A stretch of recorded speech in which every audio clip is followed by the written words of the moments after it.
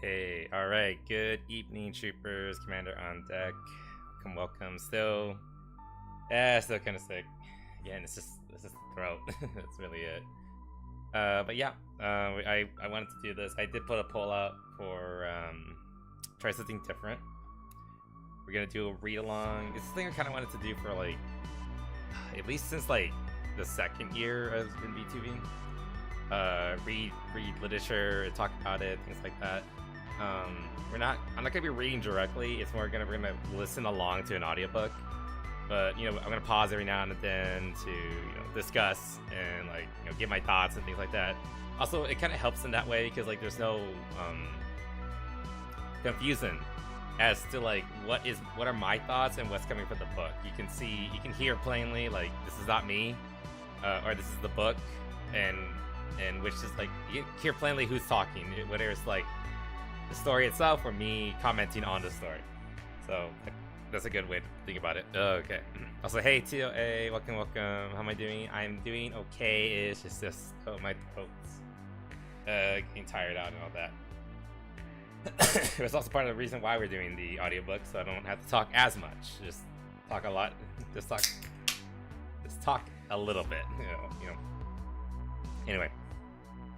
Also, there's something I was eating like nuggets earlier. I feel like I have a bit of like something in my throat. And not just the phlegm. Like there's something actually stuck there. Just like ugh. Anyway. But what were we reading today? We are reading Fallout Equestria. Like a good picture of the why is the art so tiny? Let me find a better one. Equestria. There we go. Let me just go over. Do I want background music? Do you want background music? I just thought of that. Probably not.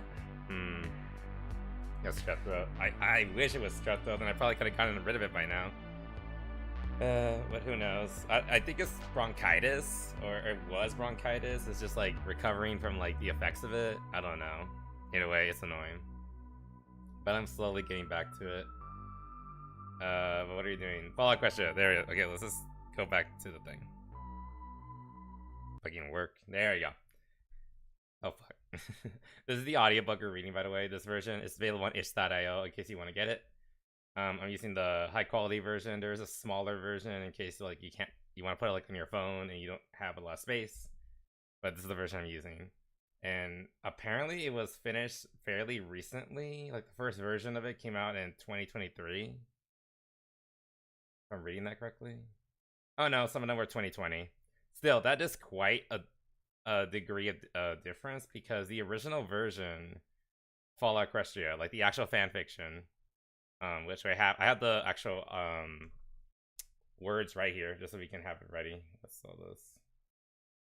Can I make this dark mode or something? Don't know.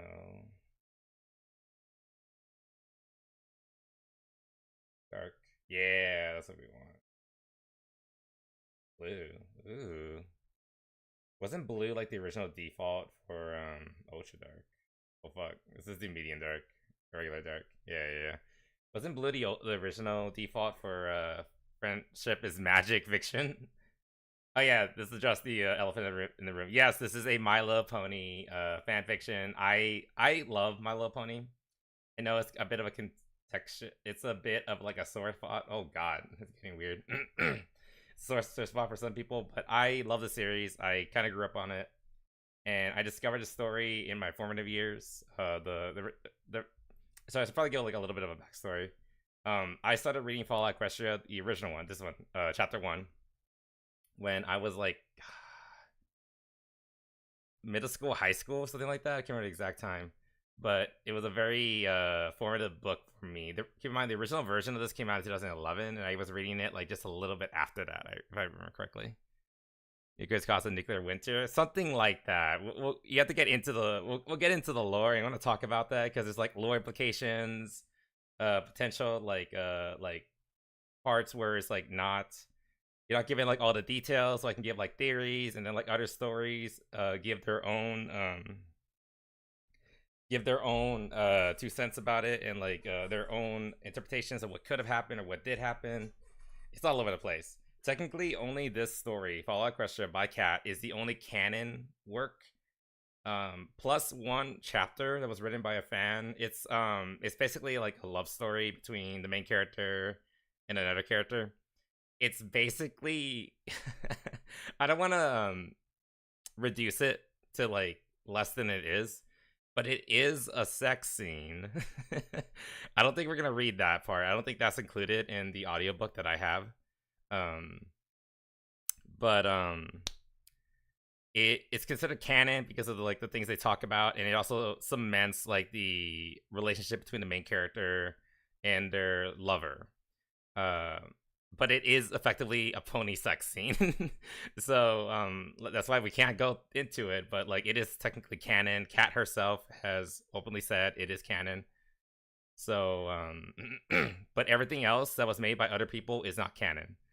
Even Kat herself says that anything that she says afterwards, she doesn't consider canon. She just says like these are just like things that would change, but like effectively it's like what is and not what is not actually true. There's only one canon, and you can attribute whatever else you want to yourself. You can create your own canons and your own stories or whatever. Me personally, I consider Fallout Equestria and Project Horizons to be canon, but that's just me. It's because Project Horizons is so damn good. I think it elevates the story to like another level. That's why I consider it canon. And the writing, the characters, the themes, like it gets so fucking hardcore. That's why I love it so much. But it technically isn't canon, though. Again, personally, I prefer to see it as such. But you know, just keep that in mind.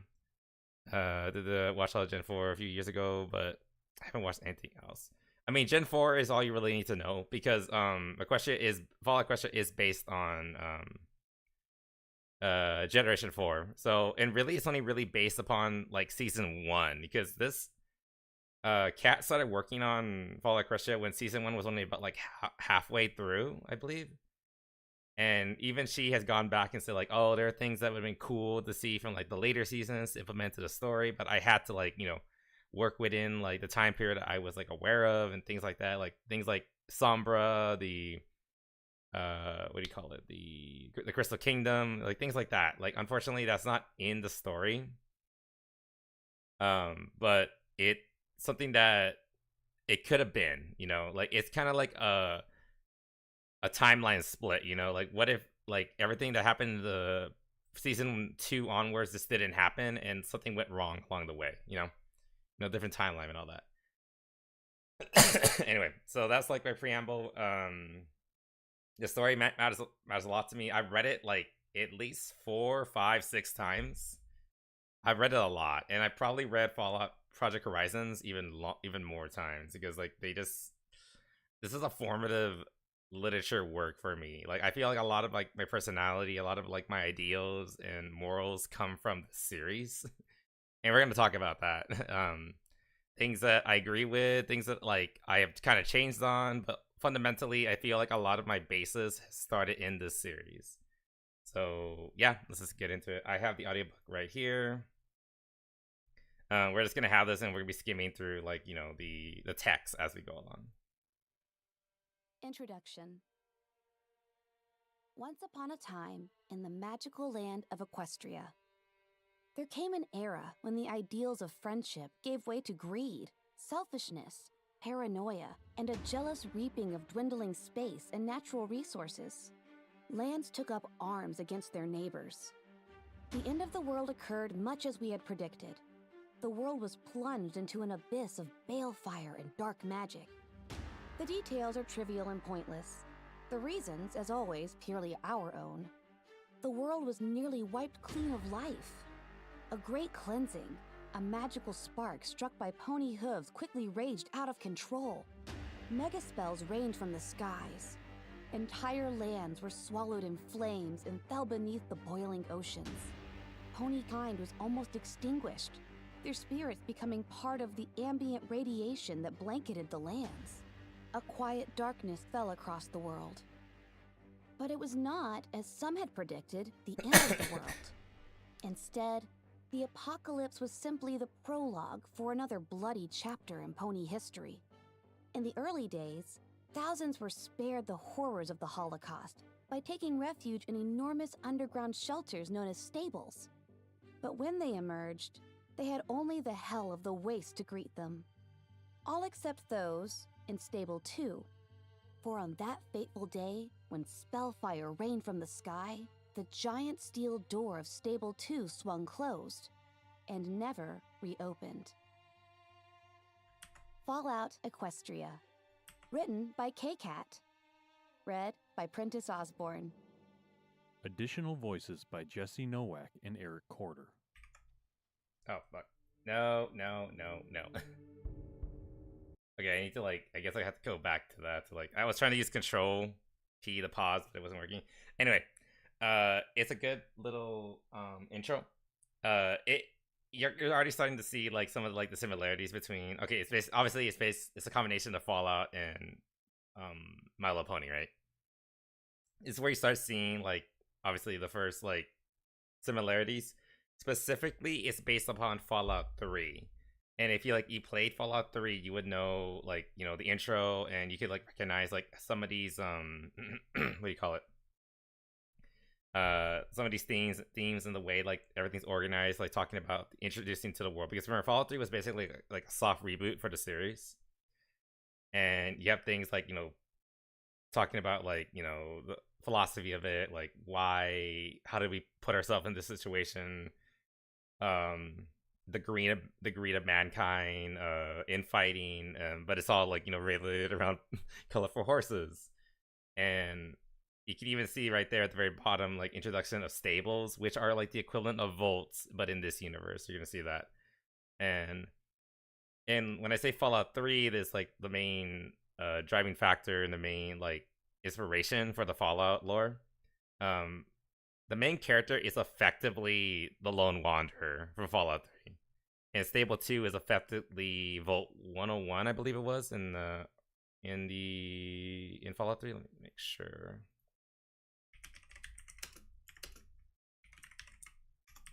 What was it? Yeah, it was 101. Okay. Yeah. And, like, the intro is very, very similar. So it's great, and I love it. And the audiobook is, like, already showing, like, strengths, like, you know, the introduction of music. You can already hear, like, the main voice actress. I believe her name is listed somewhere. I believe these are the main characters. Where are they? What's their name? I know they said it, but I want, like, it in writing, preferably. Well, I don't fucking know. Anyway, you're gonna hear her voice a lot. She's the voice of Little Pip. By the way, that's the main character. Let's just get into that.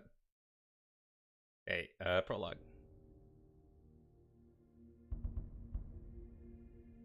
Prologue. Of Pip-Bucks and Cutie Marks.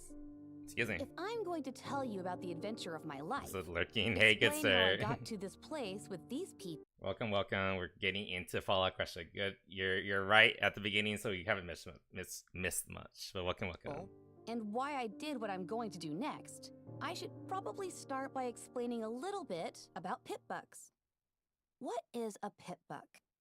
A Pip-Buck is a device worn on a foreleg just above the hoof, issued to every pony in a stable when they become old enough to start work. A blending of unicorn pony magic and science. Your Pip-Buck will keep a constant measure of your health and even help administer healing poultices and other medicine, track and organize everything in your saddle packs, assist in repairs, and keep all manner of notes and maps available at the hoof tab. Plus, it allows you to listen to the stable broadcast whenever you would like, as it can tune into and decrypt just about any radio frequency. And that's not all. A pony's Pip-Buck generates an EFS, Eyes Forward Sparkle, that will indicate direction and help gauge whether the ponies or creatures around you are hostile. And, perhaps most impressively, a Pip-Buck can magically aid you in a fight for brief periods of time through use of the SATs. Stable Tech Arcane Targeting Spell. Oh, and a feature not to be forgotten. I love how, like, they have their own equivalent of, like, the HUD display and VAT system. It's just like under different acronyms like that fit the fact that it's like a magical device. A Pip-Buck is like it's literally just a Pip-Boy, but it's powered by magic and pony farts or something. It's magical. But it's like a mix of magic and industry, which is just always like an interesting little take on it.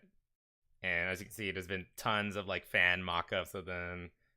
I know there was like a fan game going on. It never really went anywhere, unfortunately. But you know, you got some of the models still like floating around there, and it's literally just a Pip-Boy. Excuse me, god damn it.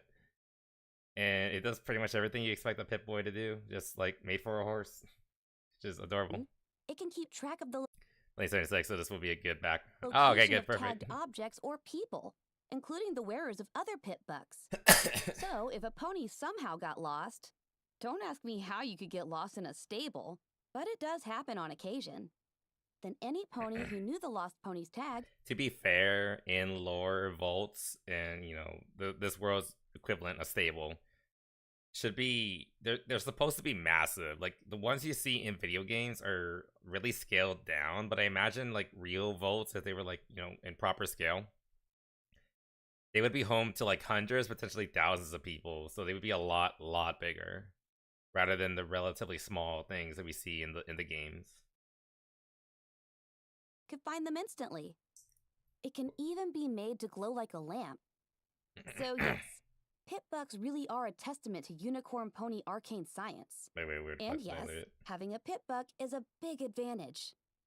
So with how wonderful and miraculous all that just sounded, it's hard to impress upon ponies. She says unicorn, but God, again, this is like why I'm like the worst commentator because I'm interrupting like every 5 seconds. You can technically Pip-Bucks are a combination of unicorn magic and Earth Pony engineering, but we'll get into that later. Also, hey Was, we're doing a read-along stream. We're basically, it's like kind of like a book club. We're reading through a book and we're gonna be like discussing it along the way. But welcome. Who never lived in a stable, just how ordinary, how pedestrian a Pip-Buck was in the eyes of the ponies living in stable 2, and why I was disappointed to have one as my cutie mark. Every pony in stable 2 had a Pip-Buck. All that stuff I mentioned, most ponies don't use even half of that. They just used it to tune into the stable broadcast, listen to the sweet, sweet voice of Velvet Remedy in the evenings, or the latest school singing competitions during the day. The stable had 2 soccer leagues, one which allowed sats, and one which prohibited it. Otherwise, most ponies paid their Pip-Bucks almost no attention at all. The Overmare issues each pony their own Pip-Buck on the day of their cutie mark party, usually a day or 2 after you get the mark on your flanks that tells every pony what makes you special, what you're destined to be good at. Once it shows, the Overmare knows what work to assign you. You know your place in the stable. So no, I was not thrilled that what made me special was something that every pony had, which was a lot like being told I wasn't special at all. Sure, getting a Pip-Buck as my cutie mark could have meant I was destined to become an awesome Pip-Buck repair filly or something, but in reality, it was like getting a cutie mark of a cutie mark. Did it help that I was the last pony? I really like how the story really implements stuff from the show, because even early on there was like really kind of like, I guess you can even call it like philosophical questions about like the way the ponies like interpret themselves and like interpret the world. And one big way is things like cutie marks. One of the big contentions was like the cutie mark crusaders, and how like their whole story was that they really desperately wanted to get their cutie marks, and they didn't understand like what they were meant to be, and what they and how not having one at their age kind of made them like stand out and be subjects of ridicule. You know how kids are; they can be really mean to each other. And this is just one other thing to like, you know, make fun of. If you don't get your cutie mark at around, I think the usual age is like somewhere between the age of like 10 and 12, it seems to imply. And if you don't get yours by then, or if you're like getting like particularly late, like late late 12 or early 13 or something like that. Even that's enough for you to get ridiculed for it. And so it's really interesting to see how like this story was able to like implement that like bias and social stigma into the story itself, where it's like if you're not aware, cutie marks in My Little Pony is it's basically like your special talent. Like you have a cutie mark, it tells you like what you're supposed to be good at. So say a guy has like a hammer as like a cutie mark, that means like he's like a destined to be like a really good carpenter or something like that. And they actually implement it into the lore where like, oh, if you have like a cutie mark of a hammer, then you're gonna be the the stables carpenter or one of them, or like a maintenance pony or something like that. And it's really cool to see that like how that comes into play and how it affects Little Pip herself, with her whole thing that she doesn't have like a particularly fancy cutie mark. It literally is just a Pip bug, excuse me. And how it's also like really clever. You're gonna see like it's gonna be a long time until we find this out, but you get to see like how it's actually really clever that she has a little has a Pip-Boy as her cutie mark, or Pip-Puck. God damn it, it's gonna be hard. It's interesting because like she's kind of like, if you had shown Little Pip's design like in 2010, before the story got really fleshed out or anything like that, if you had just shown, she would be like the generic Fallout pony. She wears a Volt suit, she has a Pip-Boy, has a cutie mark, she's a generic Fallout pony. But they actually like found a way to like make it play into her story and why she has that as her special talent. And like I can't explain it, but you'll see as we go forward. Need to get her cutie mark. Not surprising in retrospect. Kinda tough to find what you're supposed to be good at when what you're supposed to be good at is something you don't get until you found out what you're supposed to be good at. So I tried everything. Yeah. I even tried to invent new things. As a unicorn pony myself, my innate magics allow me a level of fine manipulation that Earth ponies don't enjoy. It's a fucking Any pony hornhead. can hold a key in their teeth and open a lock, but using multiple tools in a very delicate operation, that requires precision levitation. So I decided to learn to pick locks with a bobby pin and screwdriver. And I was even getting pretty good at it. Unfortunately, it didn't get me my cutie mark. It just got me into trouble. I even, to my humiliation, went through the CAT, Cutie Mark Aptitude Test. I forgot about this, like in the the goat. hopes it would guide me to what made me special. But no, my cat was utterly the acronyms, average, just realized. with only marginally higher scores in a couple areas, indicating that I might be suited for work as a pit-buck technician or a stable loyalty inspector. Two options, I should note, that were even less impressive when you consider that it was generally expected that unicorn ponies would go into either technical or administrative work. That is, except the unicorn ponies who are natural artists, like Velvet Remedy. We As have I a said lot to say before, about Velvet our Remedy. inherent magic allows This is us her, the by the sort way. of fine manipulation that technical work demands. Likewise, the Overmare and her government were always unicorn ponies. It is the Overmare's unicorn magic, after all, that creates the false sunlight used to grow our underground apple orchard. And while our apples might not look like those beautiful red things in the old books, they are what keep us alive.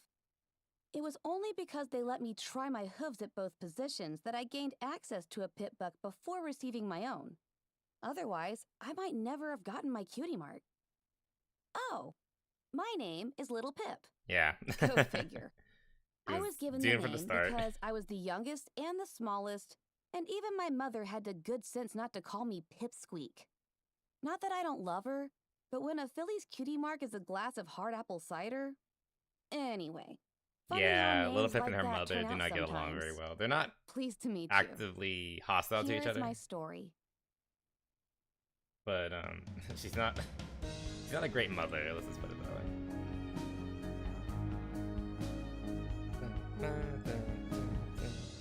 Some of these chapters get really long, by the way. I remember I was looking at one the other day. It's like an hour and a half just for one chapter. Chapter 1. Out of the Stable.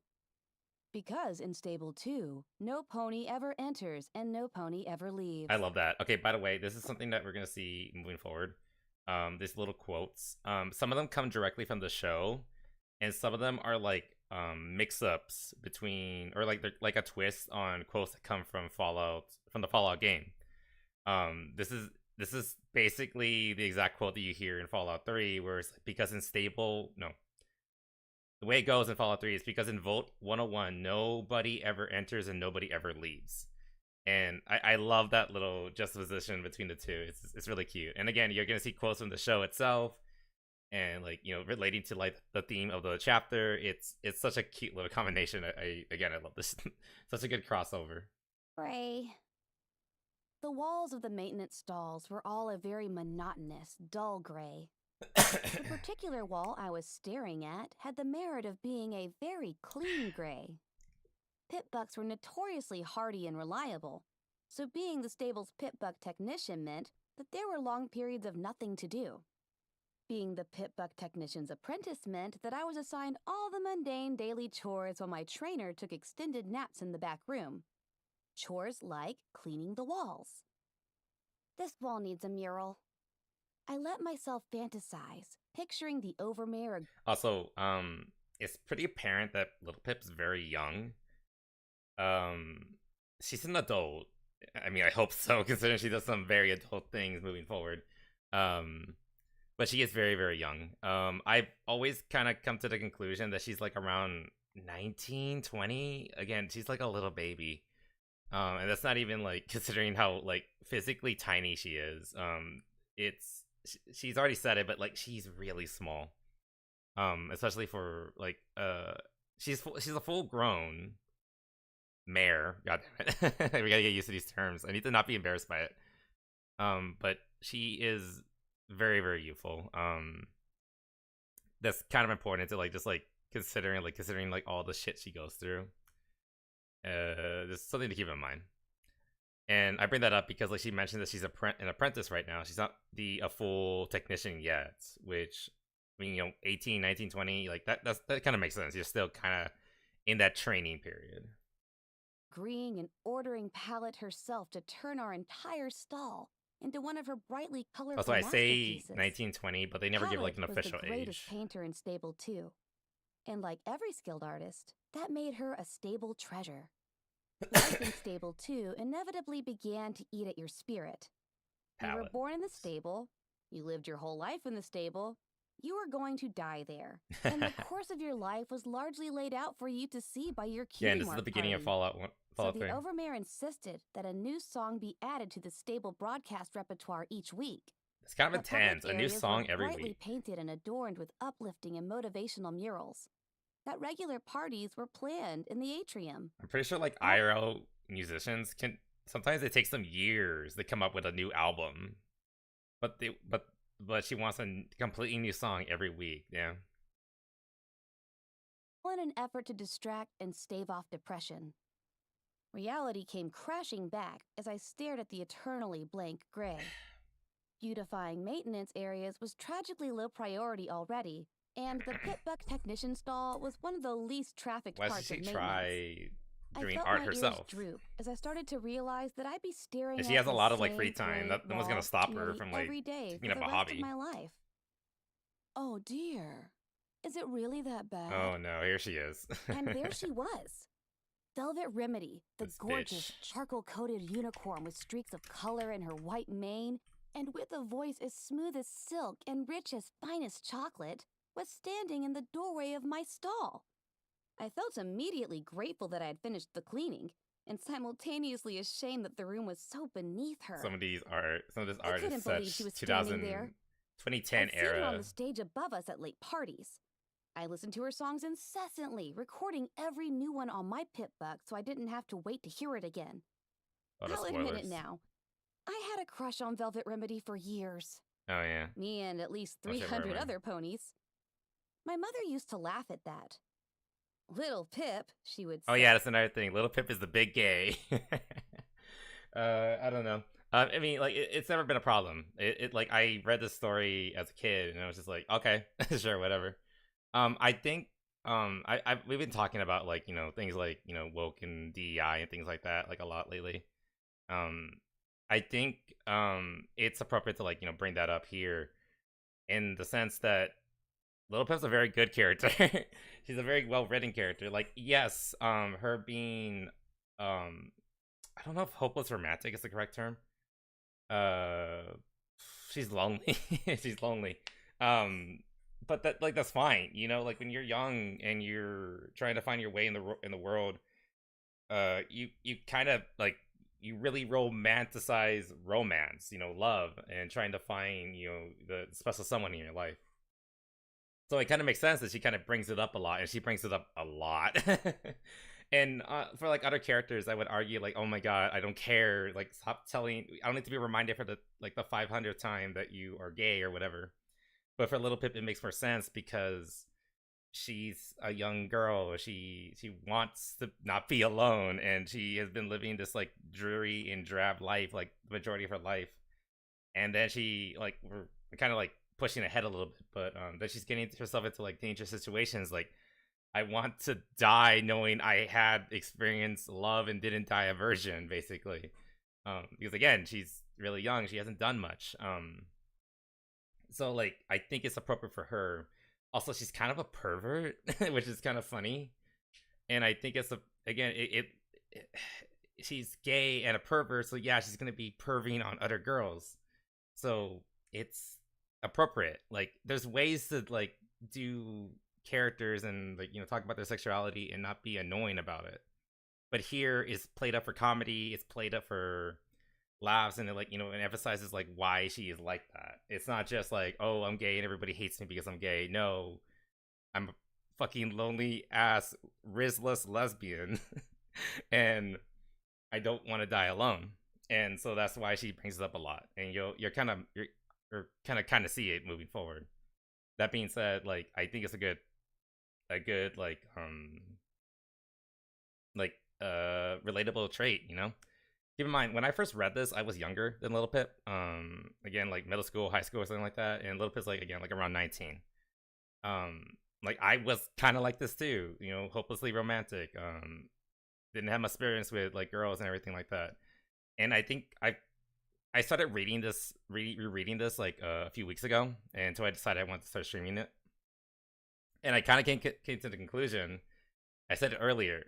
Little Pip is a rizless lesbian, and I kind of came to the conclusion that a rizless lesbian is very, very similar to like a young, hopeless slash misled, not misled. Misled's not the right word. Directionless young man. They suffer from. She suffers from the same things that I would say I was suffering from when as a kid. No experience with women. Like you trip up whenever you're talking to them. You don't know what you want to do with your life. You don't know where you're going. All these things that young guys deal with, and it's only becoming worse since then. Little Pip was going through it, and like it doesn't matter that she was a girl. It doesn't matter that she's a lesbian. What matters is that she was relatable, and I think in large part, it's because she's into girls. And so like a guy like me, as like a young guy back then, even to a little extent now, can be like, yeah, I get it. I understand what you're going through. So that's why I think she's a good role model, not just to other girls who like girls, but like people in general, specifically young people. So again, that's why she's such a good character. Again, a rizless lesbian is basically a young guy. Chortling with her friends. Velvet Remedy's barn door doesn't swing that way. You hear that a lot. It took me a couple years to understand what my mother had meant by that. And it took me several seconds to process that Velvet Remedy had just asked me something. What? Wonderful response, Little Pip. So elegant. I wanted to dig my way through the concrete floor and pull the chunks over the top of me. She smiled sweetly. She smiled at me. And in that amazing voice, lesbian. You looked so heartbroken when I came in. Is there anything I can do? Pretty older girl talks to her and she immediately loses it. To help me. feel I was lonely. shocked Yeah, back exactly. to my senses.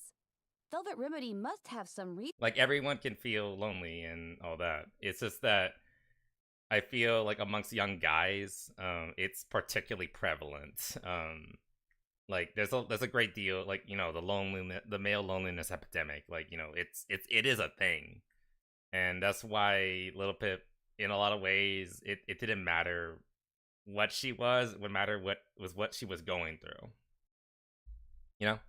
Reason to be down here. Some Pip-Buck reason. It wasn't like she would just go wandering around maintenance after all. Looking around, I realized As that for I her was the crush, only I pony don't on like duty. Velvet Remedy, and we'll My see teacher why was, soon. as usual, asleep in his office. Excuse me. Oh, no, it was nothing. I tried to regain composure. How may I be of assistance? Velvet Remedy's expression was both compassionate and unconvinced, but she lifted a forehoof, raising her Pip-Buck to my gaze. A more elegant model than mine, with her initials in cutie mark, a beautiful bird with wings outstretched and beak open in song, embellishing it tastefully. I hate to be a bother, but it's begun to chafe. Could you replace the padding? The fuck is? Oh god, look at that. Absolutely. I was already levitating the Trying to find a special cutie mark. keys used to unlock a Pip-Buck from a pony's foreleg. There As it an is. apprentice Pip-Buck technician, I had all manner of special precision tools in the pockets of my utility barding. I'll have it done right quick. The Pip-Buck came off with a click. Velvet Remedy chuckled hesitantly. Oh yeah, for sure. Like definitely, again, like it's definitely when you're young in particular, you have that thing where you instantly fall in love with the first girl that talks to you and things like that. And it's worse with Velvet because Little Pip has known of her entire life and has looked up to her that entire time. Oh yeah, that's another thing we should probably like address a little bit. Velvet is way older than Little Pip. I think Velvet even says verbatim she is like 10 years her senior. So Velvet is minimum like late 20s, possibly in her 30s, I was actually kind of surprised about that when I was like re-looking at everything. It's like, wow, she's actually kind of an older gal. I mean, like she's not old, but like way too old though for like someone like Little Pip to be like seriously considering like, yeah, I have a chance with that. To be fair, even Little Pip acknowledges it ain't happening. Again, poor Little Pip. Lowering her hoof. Oh no, that's all right. Take your time. I'm going to put some salve on the leg back in my room and rest up for the afternoon. That's right. Velvet Remedy was performing at the Stable 2 Saloon tomorrow night. I would have to polish it up, make it worthy of being worn above her hoof.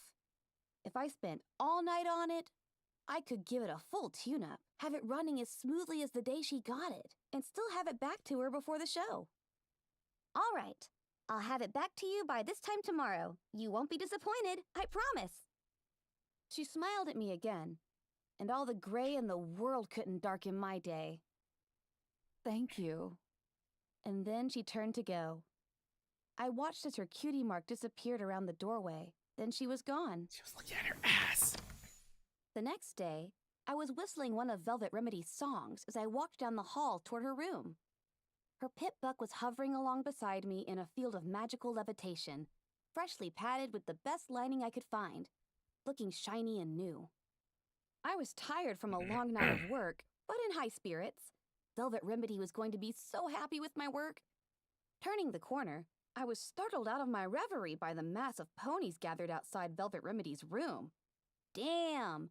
I was going to have to battle my way through hoofprint seekers and paparazzi. Levitating the Pip-Buck higher, I started to shove my way into the crowd. She's gone! How could she leave? The hushed voices and panicked whinnies around me grew alarming. Why would she abandon us? Gone? Velvet Remedy was gone? And then the words that stopped me cold. I didn't think the stable door even could open. She had gone outside? Don't worry, Oh, that was Everpony, a different. boomed the voice of the overmare from That somewhere didn't in match the up. crowd. I have the tag of each and every pony in the stable. I will personally send out a rescue party. We'll have our Velvet back by the end of the day. Worry not. I felt I was drowning in cold, wet cement. My gaze slowly moved up towards the Pip-Buck floating above me. I lowered my head, slowly trying to back out of the crowd, curling the floating pitbuck close. When the Overmare brought up Velvet Remedy's tag, it would lead every pony not to Velvet, but to her pitbuck sitting in the maintenance. With a thump, I backed into some pony, startling me enough that the levitation field evaporated in a poof, and the clean and shiny pitbuck clattered to the floor. Turning, I found myself eye to eye with the Overmare. She didn't speak, her gaze turning to the pitbuck on the ground, Velvet Remedy's initials and cutie mark clearly visible. "What is this?" The Overmare spoke slowly, dangerously. All eyes turned to me. I could feel every pair of eyes. Nobody spoke. The silence bore down like a lead blanket. My mouth went dry. I couldn't find my voice. I didn't need to. I could feel the wave of loathing. Dozens of Velvet Remedy fan ponies, and I was the pony holding the reason why their idol was lost to them. The Overmare's voice was low and surprisingly gentle. "Take it and go to your room. Swiftly." She didn't need to tell me twice. I love the little clopping sound. I lay on my bed that evening, poking at Velvet Remedy's And like I said, it's just a story of Fallout 3. Someone the main character cared about runs off and tries to it runs off to do something, and then the main character decides like I gotta go out and like get him and try to bring him back or whatever. It's basically the story of Fallout 3. As the radio in my own played yet another reiteration of the tragedy of the day. I couldn't believe it. Velvet Remedy was gone. I couldn't understand. How could she leave? Why would she go? The door out of Stable 2 was closed and sealed. Only the Overmare knew the secrets to opening it, assuming it even could open, which obviously it could. But why? Nobody really knew what was outside, if there was anything out there at all. Historical books suggested the world outside was blasted, lifeless and poisonous. That was, at least, the common and logical assumption. But a ghost story somebody told at my first and only Don't you mean some slumber pony? party had given me horrible nightmares and still lurked in the shadows of my head. A tale of a pony who somehow got the stable door open and stepped outside, only to find out that there was no outside. Just a great nothingness that whisked the pony away, devouring her soul so that she was nothingness too. Empirically, I knew that wasn't the case, but the mental image still haunted me. The two things I did understand was that Velvet Remedy had gotten me to remove her pitbuck so the Overmare couldn't track her with it, and that I was screwed. Being the smallest pony my age, and the last to get my cutie mark, did not facilitate building friendships with my peer ponies. Mother honestly didn't help everything.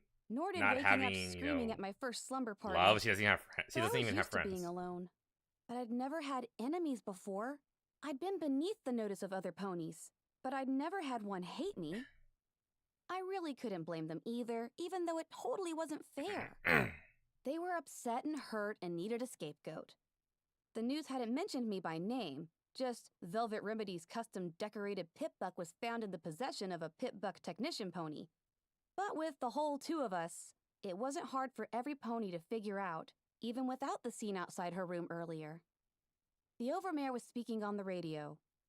"We are all feeling this loss.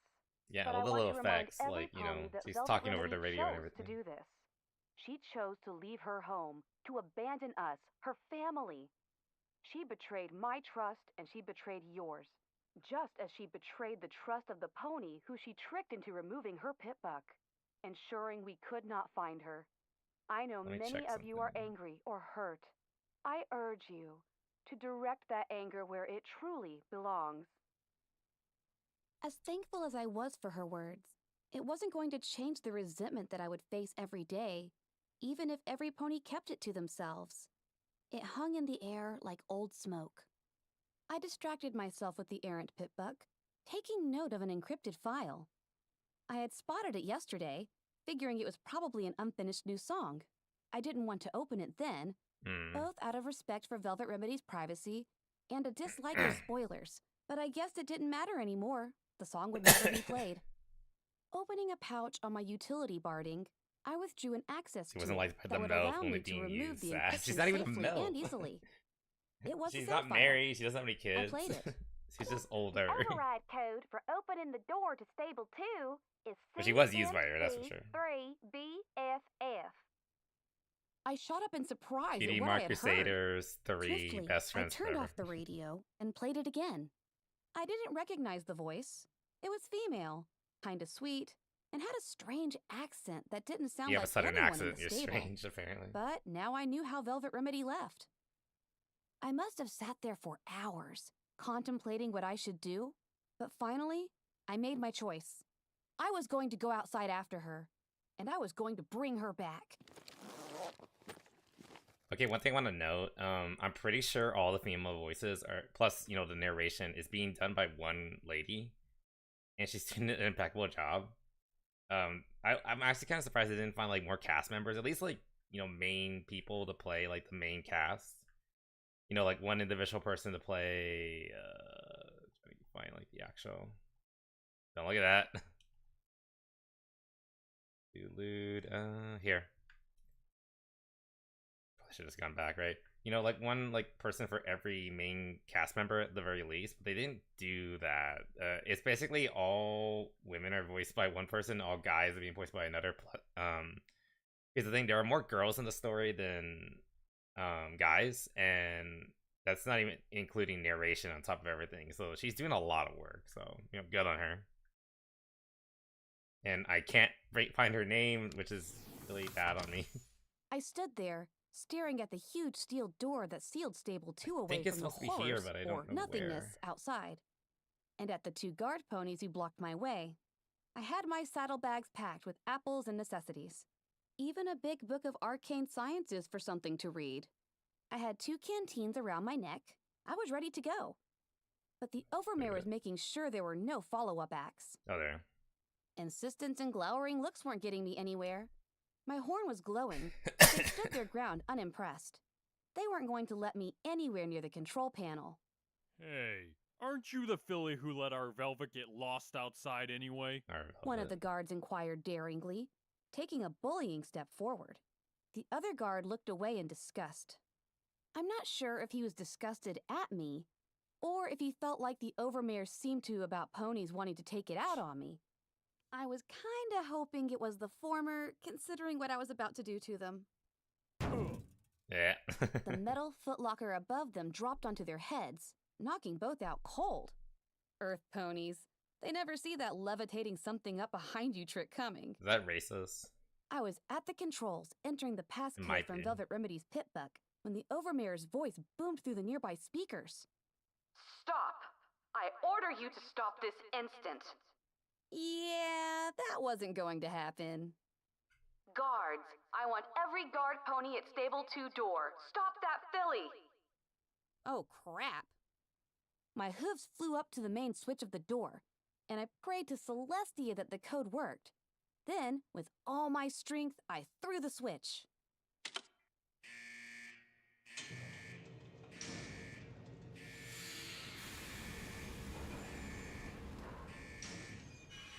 A loud clanging filled the air, followed by a hissing of steam and a great rumble that shook the room. As I watched, the massive bolt that held the door from Stable 2 shut slid back. A huge hinge arm swung down, attaching itself to the door, and with a teeth-hurting squeal, pulled the massive steel door out and away. I'm pretty sure this is like the Randomly, style door I found from myself again, Fallout thinking in 3. my mother's yes. voice, Stable 2's barn door doesn't swing that way. The door to Stable 2 wasn't supposed to swing at all. Even though I threw the switch, I was stunned to see This it is the best actually design for open. the Volt doors, just saying. I don't like the ones in Fallout 4. They're not as good.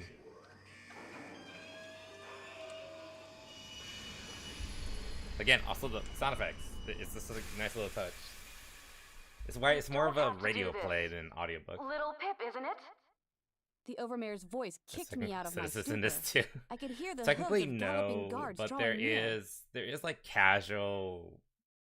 I guess it's casual racism. I don't know. People, it's like a fantasy. You know, like this is casual, like you know, talking down about other people, which isn't wrong in the sense that it's part of the flavor of the story. You know. I took a step towards the door. Don't worry, I'll bring her back. No, you won't. If you leave here, you'll never be let back in. For a moment, the unfairness stung.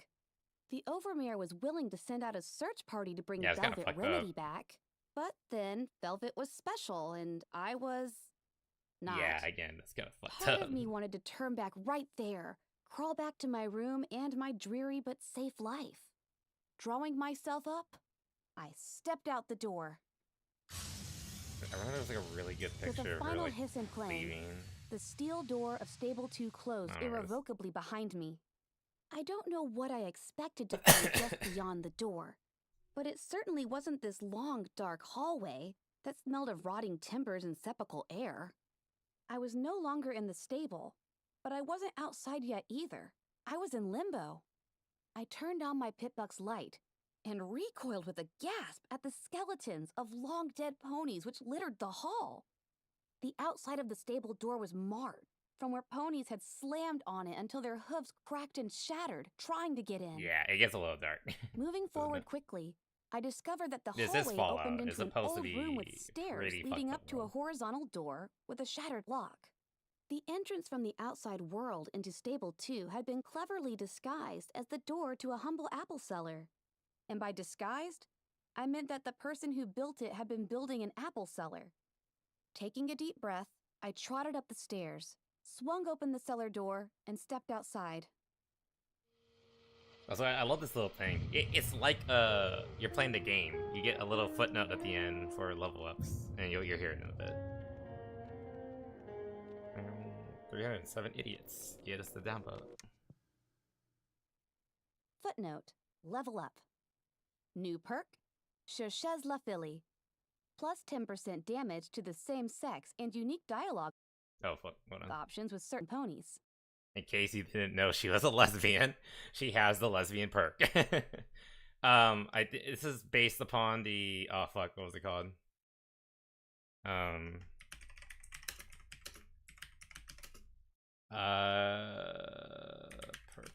What was the perk called? I forgot what it's called. I know confirmed bachelor because that's the one for guys, and I always get that one. Says la femme. Here it is. This is it's the lesbian perk. Oh god, it's not loading it properly. But yeah, it's the lesbian perk.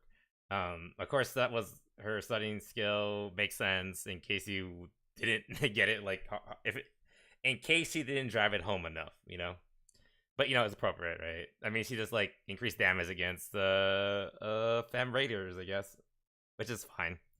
Actually, you can argue in Fallout Equestria in this universe, Shesla Feli, or the male equivalent of Lady Killer, is arguably better. It's probably better of the two of the alternatives, which are confirmed Bachelor and Black Widow, where it's against men, because in the original show My Little Pony, in this world there are actually more women than men, more mares than bucks, and that's just how it is. Like if you actually like look at the show, the proportion of male to female is vastly in favor of female. I think it's like 8-2 or something like that. I can only really think of like 2 or 3 male main characters, not main characters, but like characters in the show, like off the top of my head, and like that's fine. It's a show meant for little girls. I'm just saying, like if you actually like take it into account, like literally, dealing more damage to women is better because you're gonna be encountering them more often. Just saying, or having like unique dialogue options against them or with them, just because like they're more prevalent. It's like if you're being optimal, quote unquote, take the perks against the deal with girls, basically.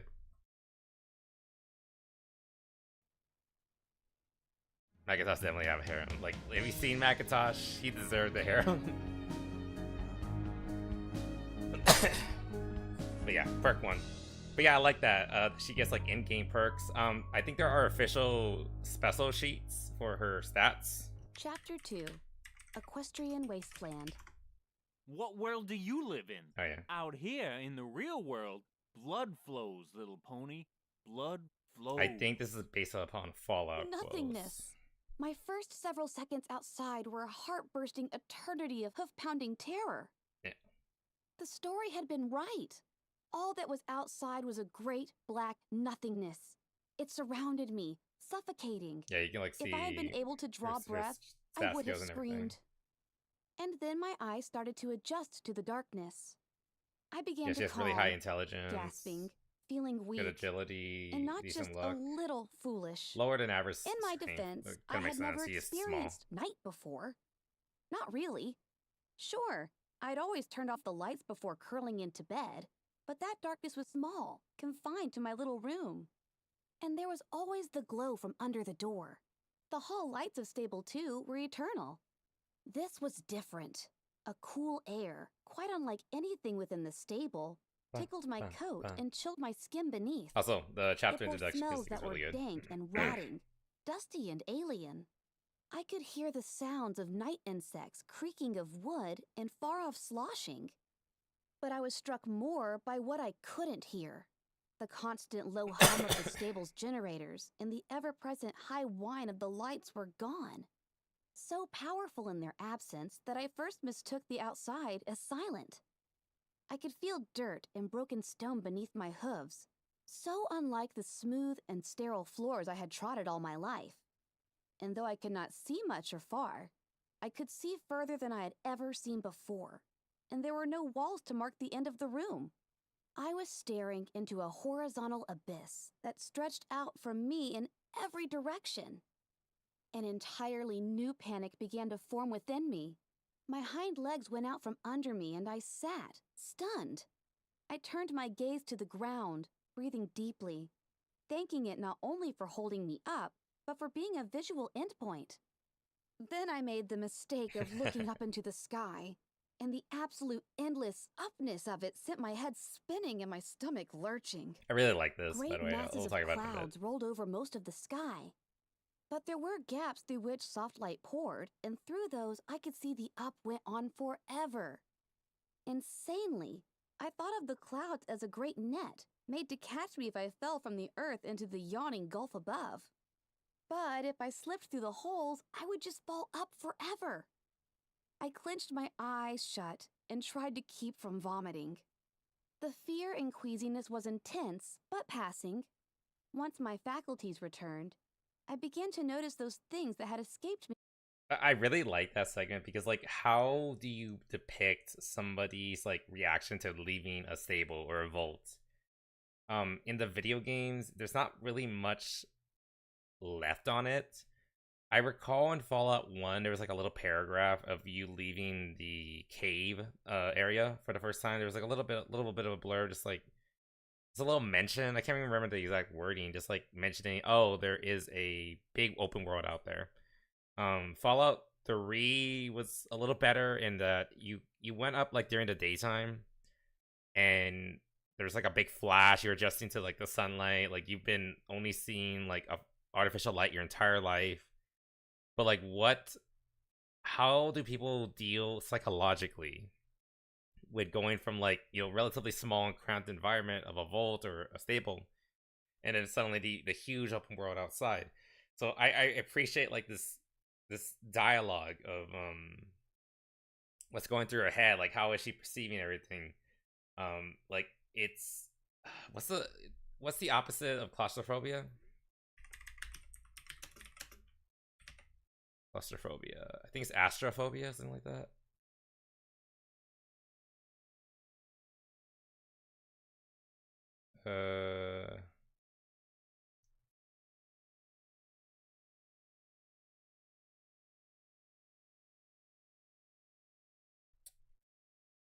Okay, fear of open spaces. What is this called?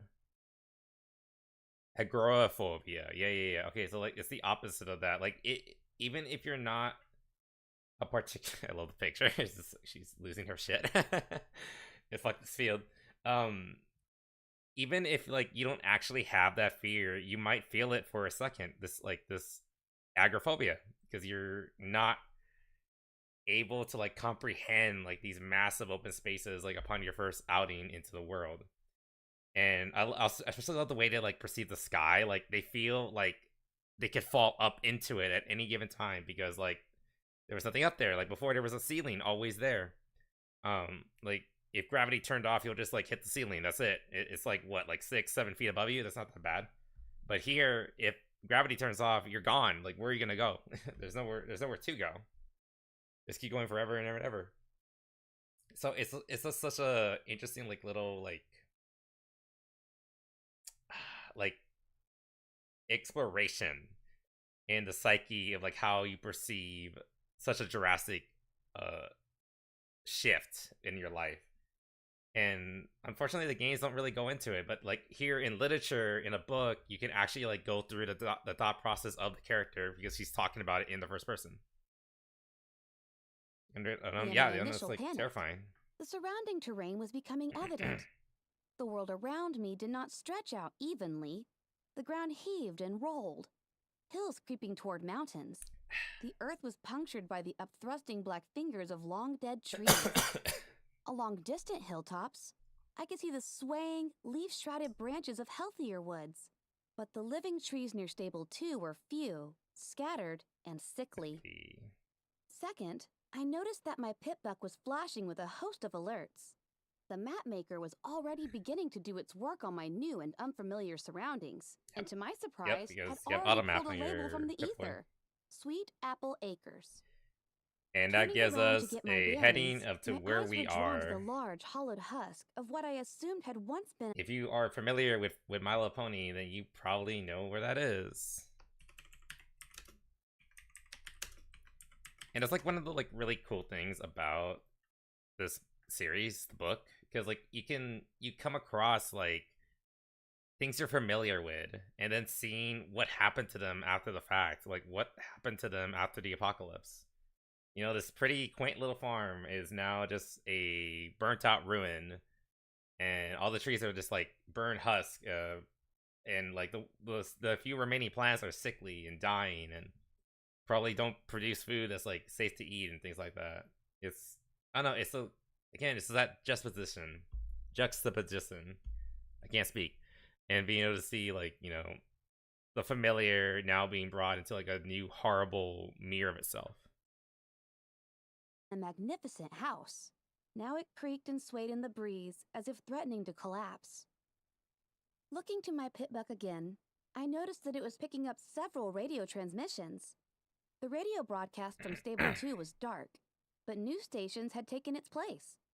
My heart leapt, for it was the first indication that there might be pony life out here after all. I nudged my pitbuck to start playing the first station on the list. Still sealed up. There's no way inside.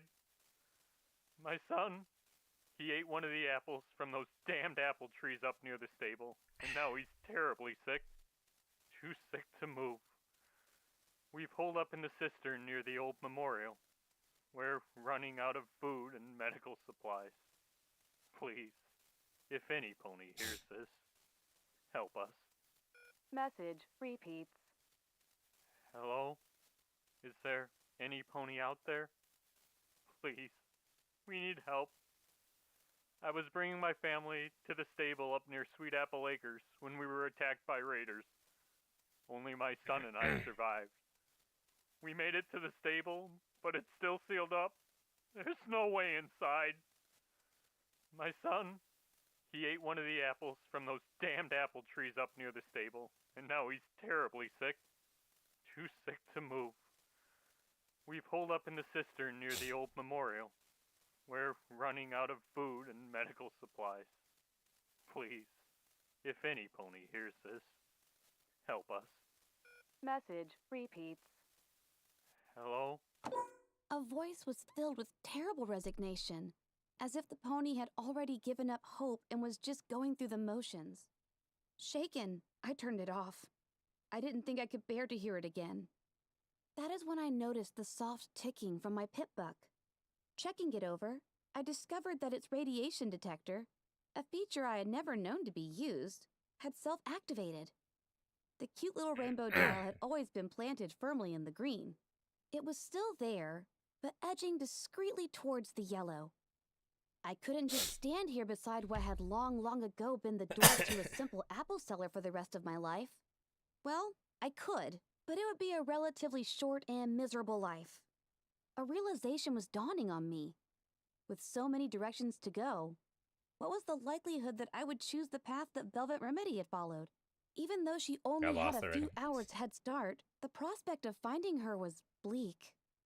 But I had to start somewhere, and the best chance I had was to get up high and have a look around. The ruins near me rose higher than any of the nearby trees, and the sheared-off roof of its upper tower was probably the best vantage point I could hope for.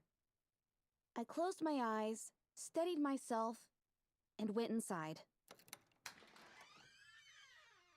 So What he was doesn't have left anything. of the Just, Sweet Apple Acres well, I mean, he has building like proved water sturdier and than some it looked, supplies, but or nothing like a sounded. gun. It was also almost barren. Anything of value that had survived had been looted, leaving only scraps that nobody wanted, but that time itself seemed unable to erase. Rusted shoes, boxes of soaps for cleaning dresses that no longer existed, a pitchfork with a shattered handle, a rake.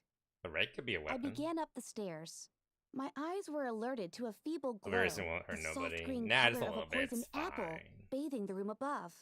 Stay in the glow green, you're came fine. from the screen of an old terminal, a device of arcane science identical to the ones used throughout Stable 2. It seemed miraculous that it still worked after centuries on the outside. When Stable Tech built something, they built it to last. My question is, what's powering it? Curiosity lured me to it, and my wonder was quickly replaced with understanding. It was no coincidence that this particular terminal was live, for on it was a fresh message. To any pony who's left Stable 2 in search of me, please, go home. I'm doing what I have to do. The Overmare understands, even if she can never agree. And I hope one day you will too.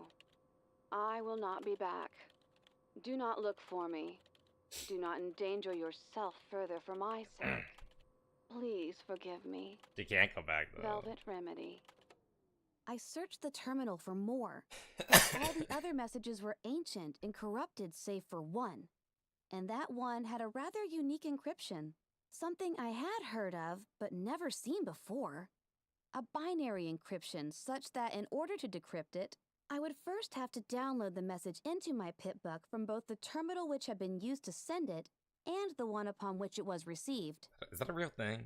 Having nothing better to do with the vast amounts of storage my PipBuck was capable of, I downloaded it. In reality, I knew that the But yeah, that's one thing they acknowledge, that Pip-Boys, Pip-Bucks, they're able to store a lot of data, and it's seemingly infinite.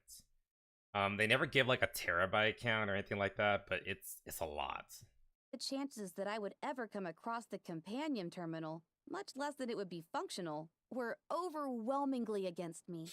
Nor did I have any reason to believe a message centuries old would be of any significance. More importantly, Yeah, a I now Pip-Boy had to would be way face that cooler than outside like was any my like new modern home. smartphone. Even if I found Velvet Remedy, it was unlikely that she would accompany me back. I'll admit, We'll love I had that been one. subtly entertaining a fantasy where the Overmare would be so delighted with Velvet's return that she would embrace us both back into the herd. Maybe even throw me a party.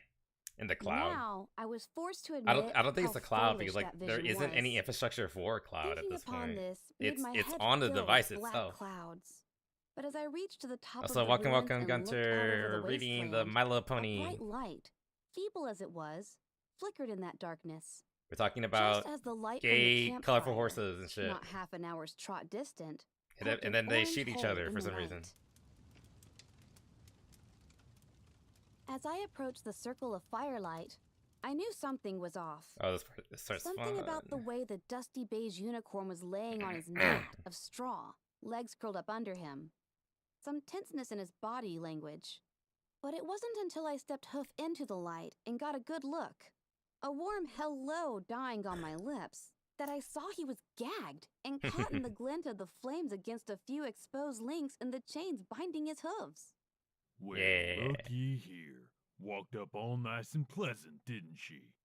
A large earth pony emerged from the shadows of a nearby rock. His hooves clacked metallically against the rocky ground, shod in cruelly spiked pony shoes. Two more ponies slid out of hiding on That is kind of opposite cool, sides. hand to hand. One, another earth pony holding a shovel whose blade Hand-to-hand had been weapons using. lethally sharpened, the other a unicorn, whose glowing horn levitated towards me a short instrument of wood and metal with 2 barrels. Each pony wore barding made She's from... never seen a gun before. Apparently there wasn't even guns in Stable 2, which is kind of interesting to think about. I guess they had like batons at best, but even like Volt 101 in Fallout 3 had like pistols and I believe shotguns as well. Can't quite remember. I only really remember pistols actually. They might not have had anything besides that. thick hide. Much like Night, But here, I like, had never seen a nothing like that. firearm before. She's never seen a gun before. Save for pictures and books. But those books were more than explicit enough for me to recognize the mortal threat. The Is there a bound sequel when they unicorn- adapt New Vegas? There are that. Well, again, there's no sequel, official sequel, because this is the only official book. But I think there are some fan spinoffs that do recognize a city that is basically New Vegas. It's called Dice.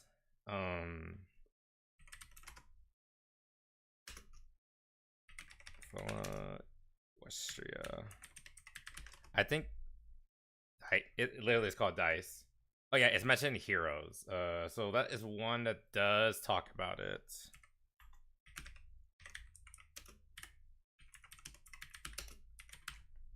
Heroes. Now Heroes is interesting. Okay, I've never read it.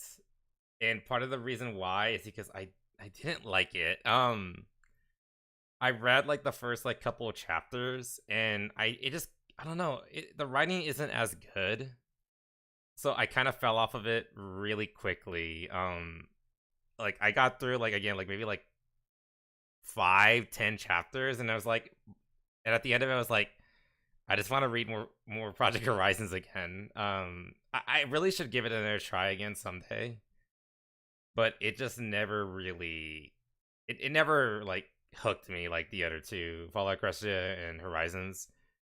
From what I remember, the writing was very like kind of poorly paced. There's quite a few grammatical mistakes too. I hear it's one of the better spin-offs, but it's not to the same degree as the original and Horizons, in my opinion. I need to give it another chance. We have to see. But it does take place in Dice, which is like the New Vegas equivalent. I mean, it even looks like it. It just has like fucking Pinkie Pie at the top of the tower. That's kind of amazing. Gotta love that. Anyway, just small arm batons. Yeah. So like, yeah. Well, that's still more than what they had in Little Pip's stable. On the mat shook his head with a sad yet derisive look and began trying to scrape the gag away with a forehoof, no longer making effort to keep his chain secret. The 3 ponies menacing me spared him only the occasional glance. Might as well have trussed herself up for us. The gum-wielding unicorn snickered, then addressing me, You wouldn't mind, would you? laughter. And another unicorn, too. She'll fetch a pretty price, this one. Fetch a price for what? And from whom? The one holding the shovel spear in his mouth mumbled something incomprehensible.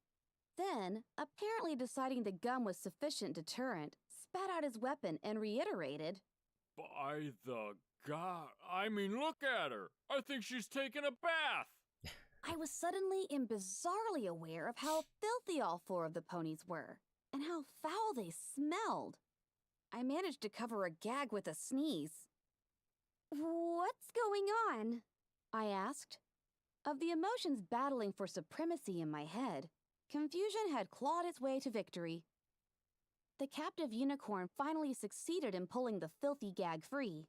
They're slavers, you idiot.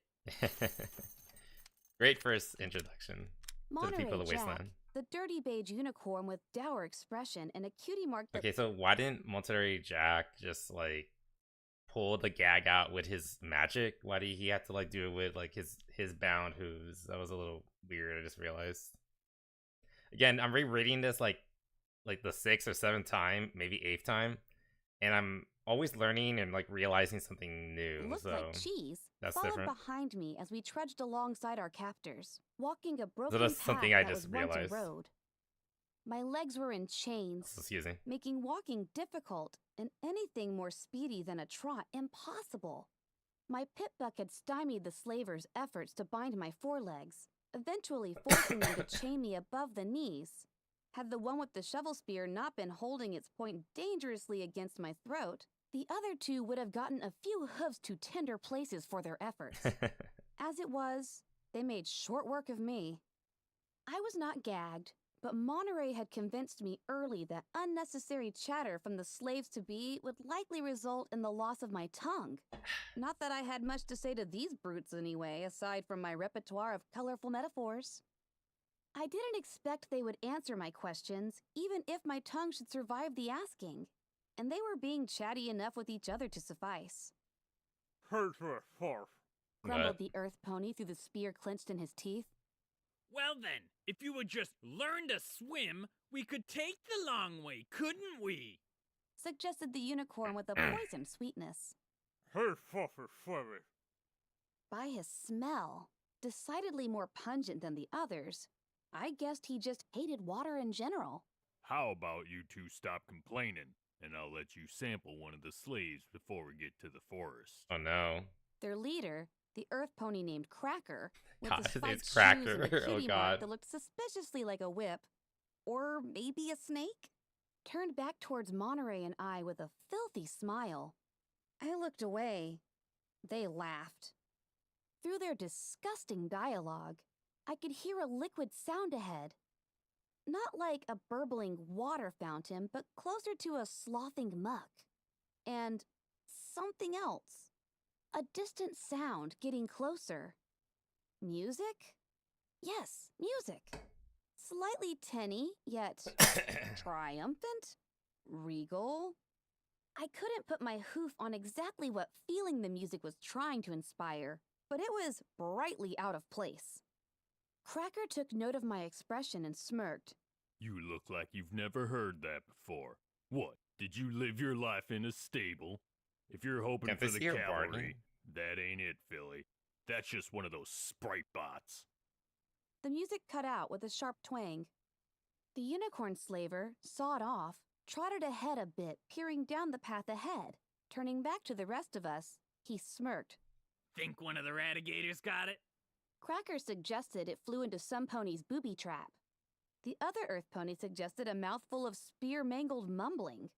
The unicorn turned forward again, and the glow from his horn illuminated the machine.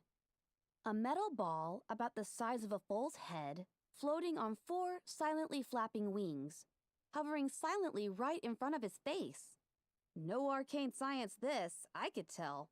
It was pure earth pony engineering. Fuck! Sawed-off leapt back a full pony's length in surprise, then swung his shotgun to bear and fired it at the sprite bot. The sound was like a metal plate falling from the ceiling, and it echoed through the night-darkened hills. Sparks specked the metal ball as it was peppered with scattershot. It let out an electric whine and darted into the darkness. The unicorn almost... Also, these sprite bots, they're basically like the Enclave iBots, if I remember correctly. Get some... Okay.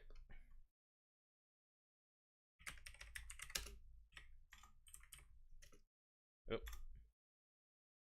Yeah, it's basically one of these, but slightly different. So they call them sprite bots because they're based on parasprites. Sprite. There it is. Oh god, there's a lot of different interpretations. If I remember correctly, it does say that they do have 2 big eyes. But it's up to you what they look like. Some look better than others. I kind of like this one. So I think just something that might be available in the Fallout games, who knows? took off after it, but Cracker's voice cut the distance between them. That's enough, Sawed Off. Save your ammo. That's a cool name though, Damn Sawed it, Off. I hate when they pull that stealthy shit. It's a flying fucking radio. It's not supposed to sneak up on ponies. Literally all of them My are named ears after were their burning weapons. from the free flow of crude profanity, but I didn't mind. I was mulling over what I had just seen. idiot. Also, damn it muttered and Monterey fucking. That's not Jack that under his bad. breath. They Or heard swearing that all the goes. way in Ponyville. Unlike my fellow slave, I was pleased to have witnessed the unicorn firing off his weapon, because now I knew how it worked. What kind of damn fool Monterey grumbled. announces his presence this close to Raider territory?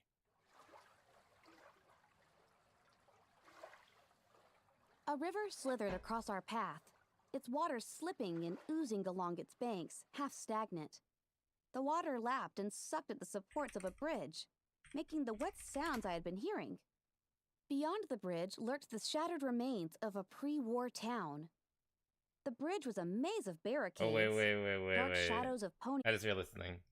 If this picture is canon, and she came from Sweet Apple Acres, literally the distance between Ponyville and here was like, that's not a lot. That's actually a very small distance looking at it. Because assumingly, like, one of these bridges is the one that she went into. Or went across into Ponyville, or it just reached, but still, that's a really small distance. Like, maybe like it's making it sound like she spent like half the night walking, but really it was like what, 10 minutes at most. And she met the slavers like halfway, like a Briefly, month way. I may have made the mistake of hoping for rescue, but my eyes were drawn to the spiked poles that lined the bridge and the still rotting heads of decapitated ponies Yeah, that adorned two of them. getting up there in I tasted brutality. bile. The sight was horrific. KG, stay here. Cracker said, Wait, finally KG? putting a name to the spear-wielding slaver pony. Sawed off. Let's go hear what the toll is It this says Cager, time. not KG. Monterey Jack lowered his head and looked balefully towards the bridge. Yeah, and I moved closer to is him. Cager a followed- slur or something? Am I missing something?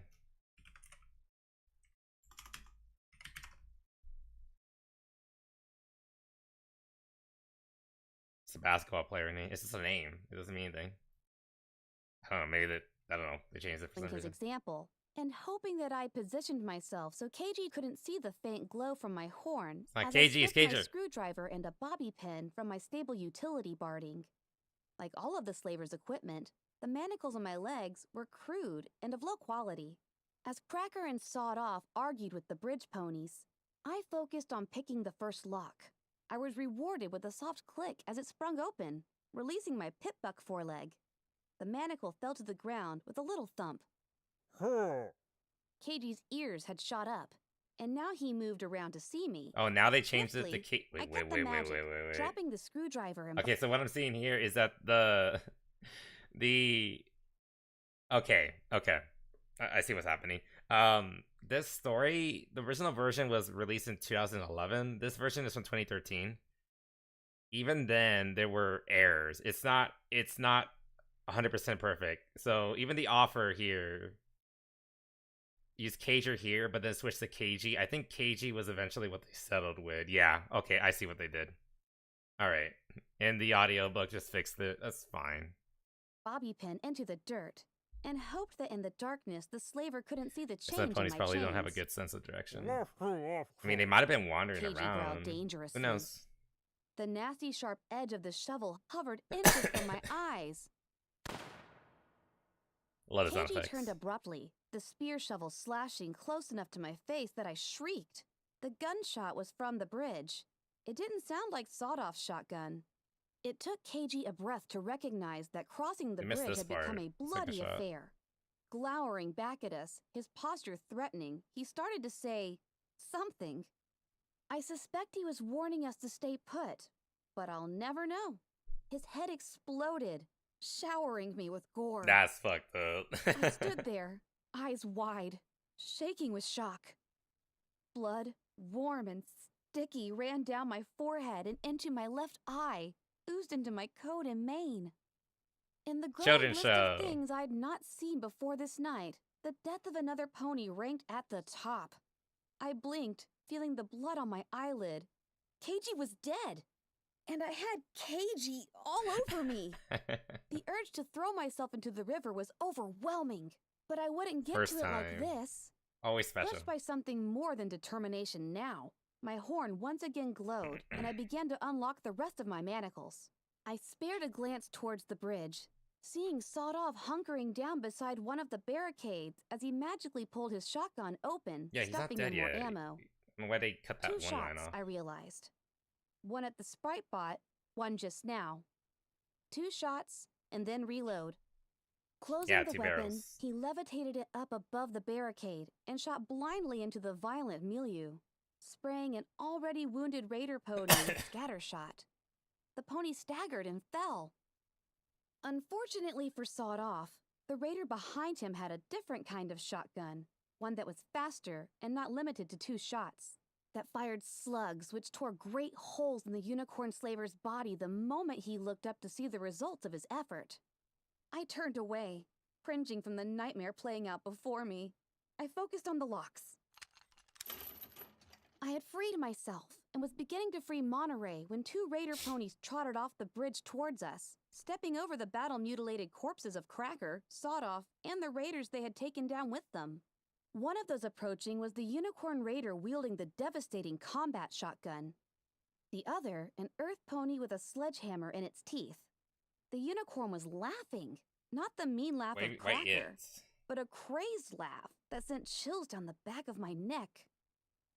Looks like we got ourselves some prizes! The earth pony chortled behind the sledgehammer as the unicorn looked us over appraisingly. The 2 were somehow even filthier than the slavers. The unicorn bore jagged scars across her face and flanks. Yeah, raider pony. One of them tearing through her cutie mark. Several freshly bleeding. The earth pony was hairless and painfully burned over much of her left side. Both wore barding that looked ragged and they're both cobbled chicks. together. Help us? I suggested weakly. Oh, I'll help myself to you, all right. The unicorn reared up and gave me a kick, her hoof striking hard into my side. Pain exploded and I dropped, gasping. Rearing up again, she brought her full weight down on me. I howled. Near me, Monterey let out a wet grunt of pain as the earth pony gave him a taste of her sledgehammer. Leaving me in a crying huddle, the unicorn also turned her attention to the still-chained Monterey. In moments, it became clear they intended to beat and bludgeon him until he was another lifeless corpse, and probably not stop then. Hold his leg out! I'm going to shoot his hooves off! The unicorn raider floated the combat shotgun a foot from Monterey's splayed-left hind leg, the only one I had freed from its manacle. Ignoring the pain, I leapt up, closing the distance and spinning as I gave a fierce back kick. My hooves connected with the shotgun, sending it flying. It clattered onto the bridge beyond. A moment later, I was levitating the shovel spear at the 2 raider ponies who stood facing me with gleeful expressions. 2 against 1, and both of them were experienced fighters. The one with the sledgehammer stepped closer, as if eager to see if hammer beat knife.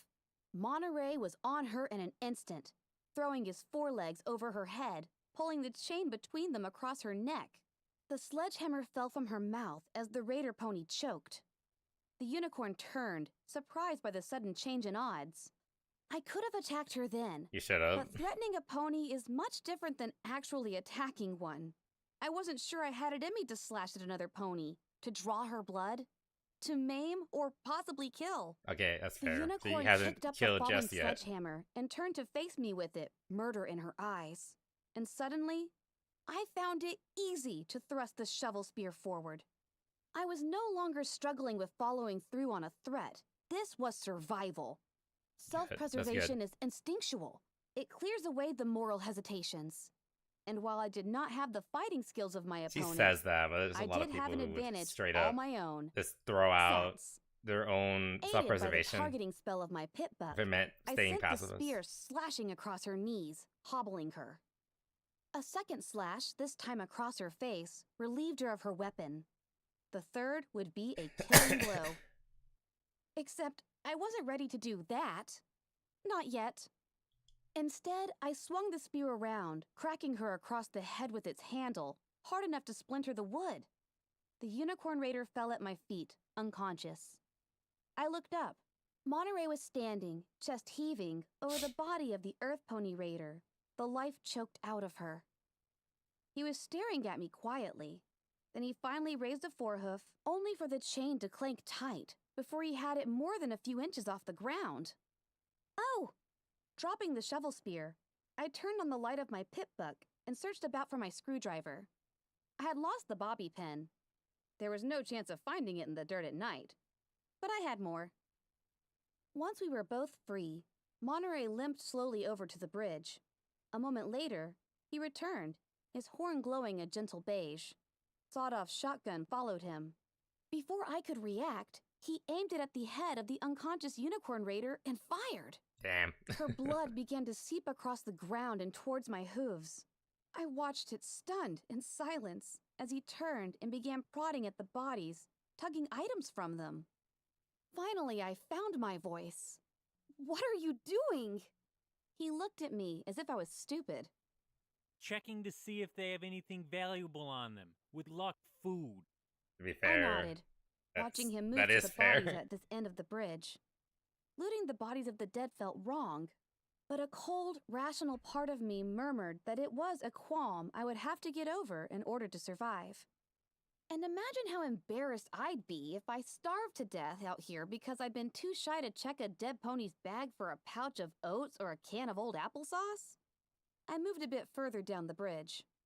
I looked over the body of a dead raider pony, his face bloody and torn from Cracker's pony shoes. I started to go through the pockets of his barding, but my stomach rebelled, and I flung myself to the railing, heaving my lunge into the foul river below. Poor A thing. large break in the clouds brought a soft and silvery light to everything, and I could see my reflection in the water, still covered in Keiji's drying blood. Then I saw Sawed-Off's shotgun hovering in the air behind my head. Oh boy. I'll be here it is. taking what you have too. Monterey Jack informed me in a bored drawl. What?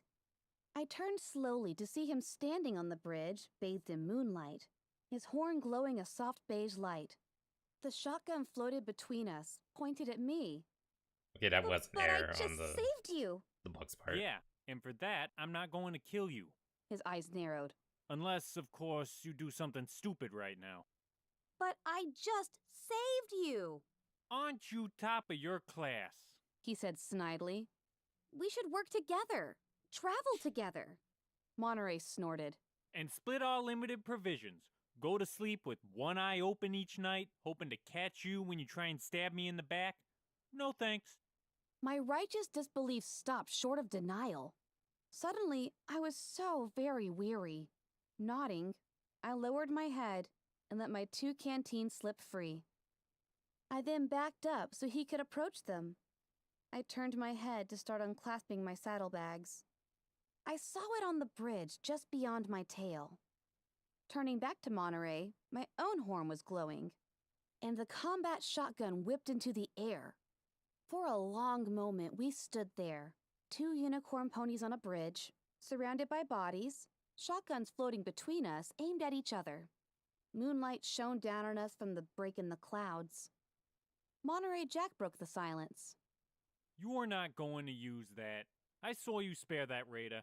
If you couldn't kill a pony like that, you don't have it in you to kill me. I narrowed my eyes. I'm a quick study. He huffed, but didn't move. Do you even know how to use that thing? I forced a smile across my face. Do you know that you only have 1 shot left? And judging by the Sprite bot, that gun is in such poor repair, I'll survive being shot with it. Will you survive being shot with this as many times as I can move the trigger while you try and reload? Monterey Jack took a step back. And with that falter, my smile was no longer forced. And I'll be taking my canteens back. Ponyville. I really like that little interaction because it kind of shows the brutalism of this world, and it's another thing that you don't really see in the games, as far as I'm aware. I mean, I can pretty confidently say you don't see anything quite like that in the games. Like, you'll always encounter friendly people, and you'll always encounter, people who are who will outright just attack you and try to kill you in the Fallout games, where there's like from 1 all the way to 4, which are the ones that I'm aware of, but you don't really encounter like these sort of like standoff kind of moments where like there's someone that like will where you can get into an encounter where you're like, again, doing like a standoff, like I'm willing to kill you, but like I'd rather not have to, being raw like directly. And it again, it's really good for something like how brutal the world can be. Like even if you help somebody, it's not necessarily a good idea because they could turn on you. People aren't gonna like you just for doing the right thing, basically, because like everyone has to, worry about themselves first and foremost. And it's a quandrum that's kind of hard to depict in a video game, but like it's a lot more easy to show in a book, right? I wonder just how my Pip-Buck knew the names of places before I did. Also, we're finally here. It even named the wreckage of a building that I just slipped into. Ponyville was a raider territory. I just hoped this carousel boutique, was not crawling with them. Which is actually this. Monterey Jack and I had barely parted ways when the railing of the bridge exploded next to me. A sniper! The same pony, I presumed, who had turned KG's head into applesauce. Surprised the sniper hadn't shot them up keeping yet. To what cover there was. Few of the buildings were intact enough to hide in. This was the closest. Fortunately, I was alone. I waited for nearly an hour, curled up in a shadow near the door, but the sniper pony seemed uninspired to follow me. No, she or he could just wait until I came out. Fatigue washed over me. I had stayed up all the night before, and this night's events were a strain on both body and spirit. My muscles were weak and achy. My body hurt from the kicks I had taken. I felt emotionally played out. I needed to sleep. Sleeping here was probably a horrible idea. If I woke up at all, it could be in the hooves of slavers, raiders, or possibly worse. But going back outside, finding someplace better, it just wasn't on the table. I was in no shape to test my wits against the sniper pony again. Carousel Boutique was quite similar in condition to the building up at Sweet Apple Acres, only the looting was more destructive. The walls had been painted with crude images of violence and cruder swear words. A pile of torn-up cloth rotted in a corner, smelling foul, like ponies had urinated on it repeatedly. There were 2 beds, one of which was stained deeply with blood, and probably more vile things. The other was smaller, a foal's bed, nothing but a mattress on a crushed frame. In my state, I felt it would do wonderfully. The Carousel Boutique offered 2 more treasures, a locked chest and another terminal, identical to the one at Sweet Apple Acres. This one too was still functional, again to my surprise. It was locked. Slipping out my access tool, I went to work. These terminals were crafted by some of the same ponies who later made the Pip-Bucks, and the encryptions and locks were similar enough that my tools allowed me to get partway through the security. What remained was a puzzle, finding the password with thin strands of code that my access tool laid bare. In my fried mental state, it was probably a small miracle that I was able to parse the code and find the password. Or possibly not. The password was Apple. I laughed aloud, catching myself when I heard the volume Carousel of my Boutique, own by the voice way, and the stillness of the decrepit boutique. Rarity's shop.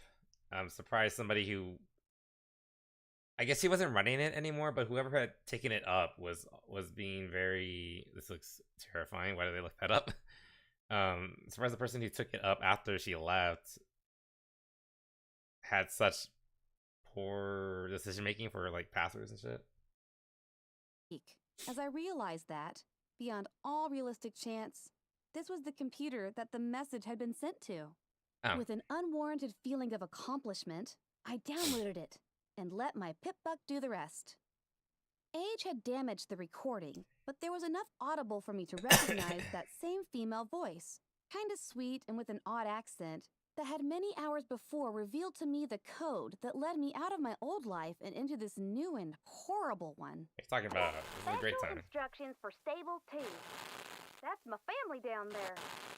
Until the poison is gone from up here, that door doesn't open for any pony. Oh, Apple. The voice faded in and out of static. Apple Bloom. I know you hate this, Sweetie Belle, but you're an overmare now. the overmare of the most important stable in all of Equestria. I need you to do this for me. To keep them safe. Best friends forever. Remember? Also, team favorites. Yeah, I didn't know The that. sound file died with a whimper. I had been right. Well, the other There was stables. really no value in a 2-century-old message. I left the chest for the morning. Oh, no. I filled up- disagree. There's a lot of value there.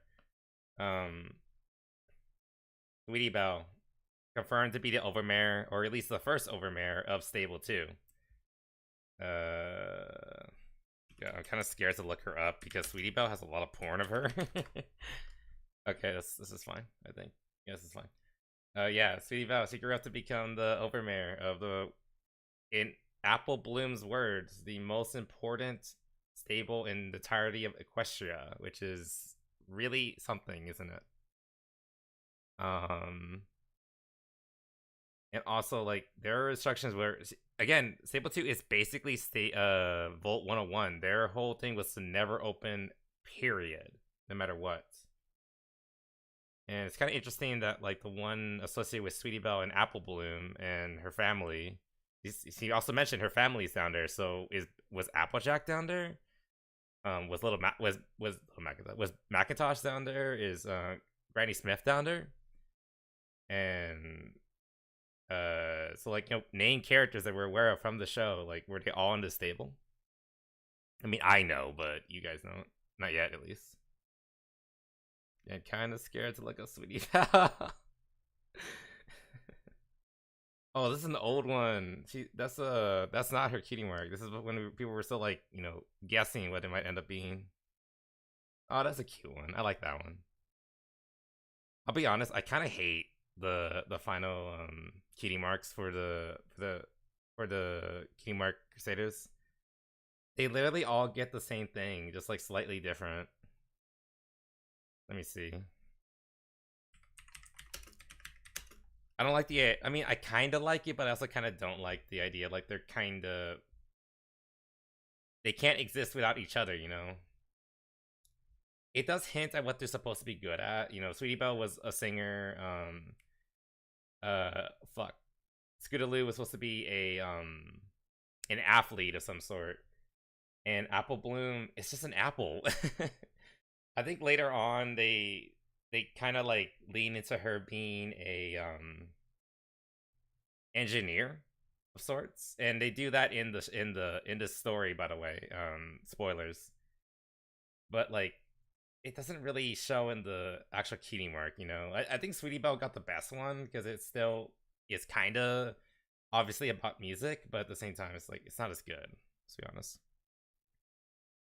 She would be in government, surprisingly. Yeah, like, every main character from the original story is doing something important, like, oftentimes with involving government. Technically, this is a more private, because it's Stable Tech or Voltech, the equivalent. It's a private business, technically, but they do have government contracts and all that. Oh, that's a cute one. Oh, like, that's a really bad drawing of... Oh god, some of these are better than others, unfortunately. I don't know why I keep looking through this, because, again, Sweetie Belle is probably one of the more popular characters to lewd. And I'm gonna end up on something really, really bad, and I'm gonna get in trouble. We probably should, like, ignore that. Anyway, moving forward. And went to sleep. Oh, right there. Next perk. Also, again, based on Fallout 3, where you get a perk every level. Footnote, level up. New perk, horse sense. What the fuck does that You are mean? a swift learner. You gain an additional plus 10% whenever experience points are earned. Good enough, I guess.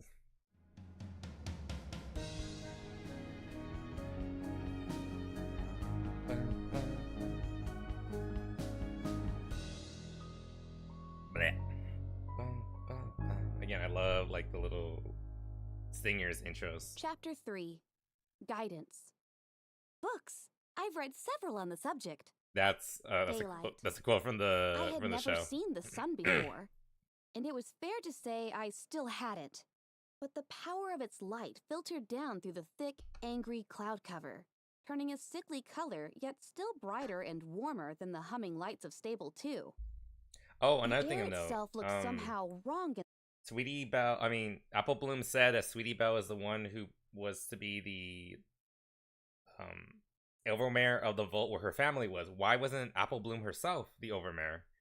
Where was she? Like, did she like get out in time? Was she killed in the bombs? What happened? Why didn't Apple Bloom like conduct the stable that was built underneath her childhood home? You know, like there's a lot of questions coming up from that. In the light, off color. But everything was illuminated. I could see motes of dust and ash floating about the room. I wondered how healthy it was to be breathing it. And for the first time, I really grasped the expanse of the outside. It made me want to hide under the window. While working Why? up the nerve to step you're into the scared of, like, the very, open world, yeah. very big outdoors, I preoccupied myself with opening the locked chest I had discovered the night before. It took 2 of my bobby pins, but it was worth it. Inside was the most beautiful dress I had ever seen. Such lines, such folds of fabric, and the colors, elegant and regal. Yet the fabric was light, breezy, and did not sag. It was a dream. Sadly, a dream for another taller pony. For a little bit. Joy and disappointment mixed in equal measure. But even if I could not wear it, at least not without some major tailoring, it was the prettiest and most cheerful thing I had seen since leaving the stable. Carefully folding it up, And I likely slipped it made into my by saddlebags. Rarity herself. Mindful of the So sniper that's a pony really from the valuable night find, before, historically. I stood back behind the cover of an overturned table and used my magic to open the door. A tarnished bell hanging above tingled cheerfully. I don't like that. Muted sunlight That's poured alerting in. them that you're The sounds of coming out. outside flowed into the room. The twitter of birds, the faraway sloshing of the river. Fresher air pushed back the stale. Cautiously, I moved into the doorway and looked about. Post-apocalyptic Ponyville was a rotting skeleton of a once homey little town. Between collapsed buildings and burned homes, the streets were littered with Ponyville. rubble and refuse. And everywhere, I need to garish paints of excuse me, I need to depravity and rewatch grotesquerie. The graffiti was not limited to outside. My Little Pony, The season Raiders 4. had defaced the or Carousel Boutique with an Generation almost 4. ecstatic fervor. I turned from the doorway, I mean, that's the my really gaze good one, isn't following it? the lines of There's, like, profanity story that curled and up the writing walls and and towards the design. rafters, and shrank back, choking in revulsion at what the sunlight revealed above me. Dozens of dead and desiccated cats had been hung from the ceiling like That's decorations. a nice little throwback slept to directly beneath Olivia, 3 I of think her them. name was. I took an Rarity's involuntary cat. step back, one hind hoof out the door. I wouldn't be surprised if these cats are What like was that? descendants of Olivia. I turned and spied the half-buried orange disc in the ground just outside the door. A little red light was pulsing on it. Close the door. She's still stupid. The voice came out of It's fine. nowhere, She's tinny learning. and mechanical, but somehow full of urgency. My heart lurched and I jumped back inside, slamming the door hard. The explosion just outside tore the door off its frame, hurling it and me back into the room. I crashed through a tattered vanity divider, the smoking door landing over me. You're Ugh! fine. I was more shocked than hurt as I slowly dragged myself Yeah, she's out from alright. under the door. My ears were ringing. A trap. No wonder the Raider ponies hadn't invaded while I slept. They had left a present instead. Yeah, it was only one Hurry, mine. there Could have been a are lot worse. more on the way. I could barely make out the voice. My ears felt like they were stuffed with cotton candy. "Who are you?" I queried, but moved to throw the canteens over my neck while magically drawing out the combat shotgun. I had been dismayed to learn that it had only 1 shot left, but if a Raider pony stepped through the door, I intended to make it count. An entirely different voice replied, come out, whoever you are."